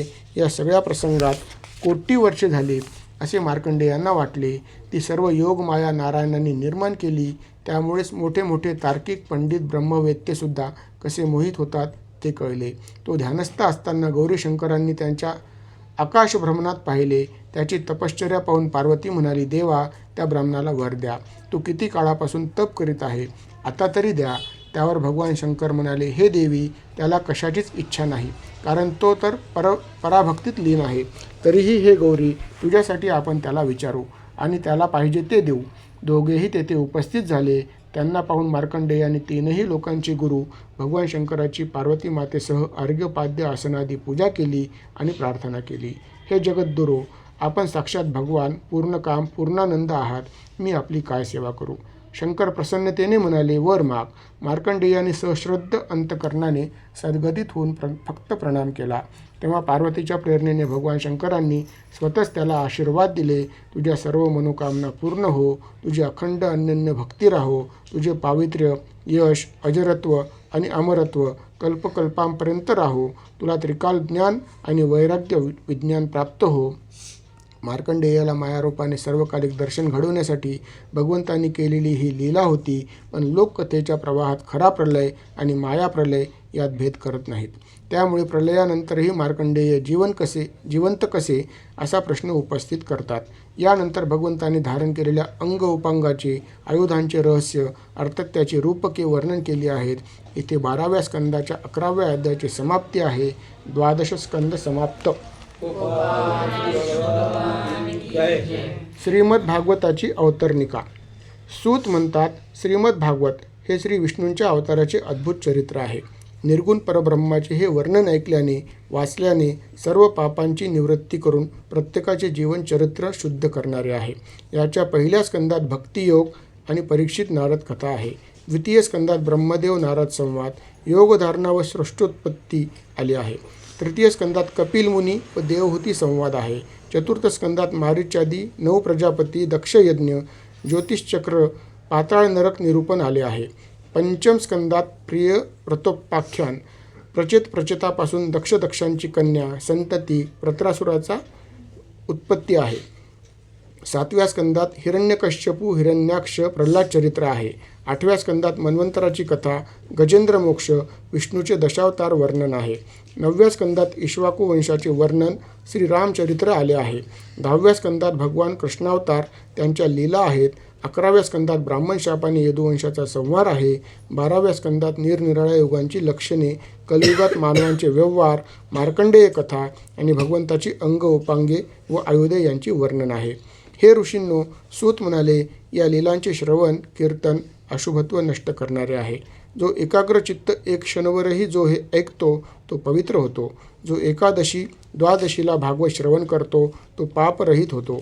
उपवास करून पुष्कर, मथुरा आणि द्वारका नगरीत पाठ करतो तो भयरहित होतो. सगळ्याच पुराणात भगवंताचे वर्णन असले तरी भागवतात ते प्रत्येकच प्रसंगाने आलेले आहे. ज्यांनी ज्यांनी हे रहस्य जाणले ते स्वकल्याण प्रवृत्त महाभाग आहेत. भगवंताला जाणणाऱ्याला आणि भागवताला ते सांगणाऱ्या शुकदेवांना मी प्रणाम करतो. श्रीमद भागवताचे स्वरूप वक्ता श्रोतादी.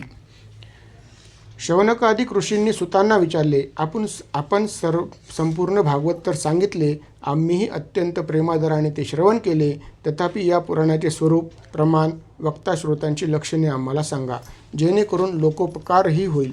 सूत म्हणाले, सच्चिदानंद हे भागवताचे स्वरूप आहे. श्रवण, चिंतन, मनन करणाऱ्याच्या अंतःकरणात भक्तीच्या धारांचा वर्षाव करणारे ते भागवत आहे. अक्षररूप ब्रह्म हे हृदयग्रंथीचे भेदन करते. ज्ञान, विज्ञान, भक्तीची प्राप्ती देणारे साधन आहे. श्रोत्यांचे प्रमुख 2 भाग भागवतात वर्णन केले. एक उत्तम श्रोता, दुसरा अधम श्रोता. दोन्ही डगरीवर हात ठेवणारा किंवा कुंपणावर बसणारा इथे अभिप्रेतच नाही. उत्तम श्रोत्यांच्या लक्षणांचे वर्णन करण्यासाठी चातक, हंस, शुक आणि मीन उदाहरणे आहेत. तर अधमाच्या वर्णनासाठी लांडगा, भुरुंड पक्षी, बैल आणि उंट याच्या वैशिष्ट्याचा उल्लेख आहे. चातक फक्त ढगातून पडणाऱ्या पावसाचे पाणी पितो, तसा भक्त केवळ कृष्णासंबंधीच ऐकतो. हंस पाणी आणि दूध वेगळे करतो, केवळ दूधच पितो, तसा तो अनेक गोष्टी ऐकल्या तरी सार ग्रहण करतो.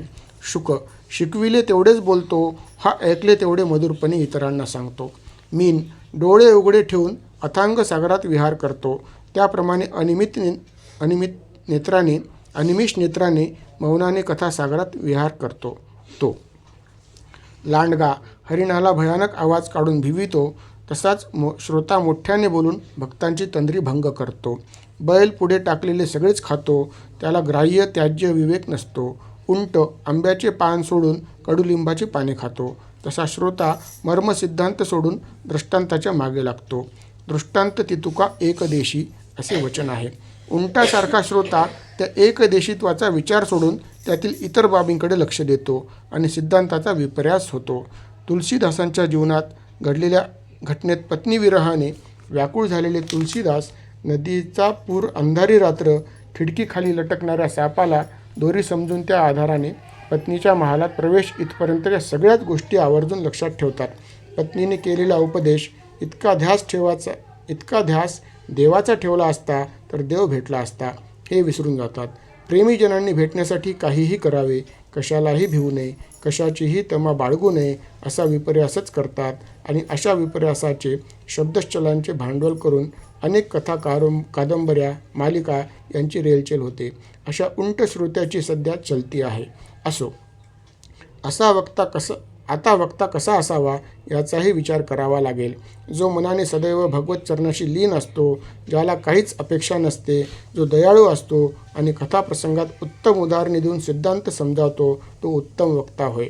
सांप्रत कलियुगात वैदिक कर्माचे ज्ञान, वैराग्य या गोष्टी अत्यंत दुर्मिळ झाल्यामुळे सांसारिक जनांच्या लौकिक इच्छा आकांक्षाची परिपूर्ती करणारेही साधन आहे.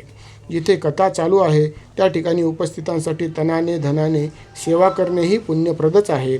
कथा चालू असताना सप्ताह वगैरे एकभुक्त राहावे, हविष्यान्न भक्षण करावे, भूमिशयन करावे, ब्रह्मचर्य पालन करावे, कथावाचकांना वस्त्रालंकार आदी द्यावे, गाय द्यावी म्हणजे सांगता होते आणि अभिष्टसिद्धीही होते.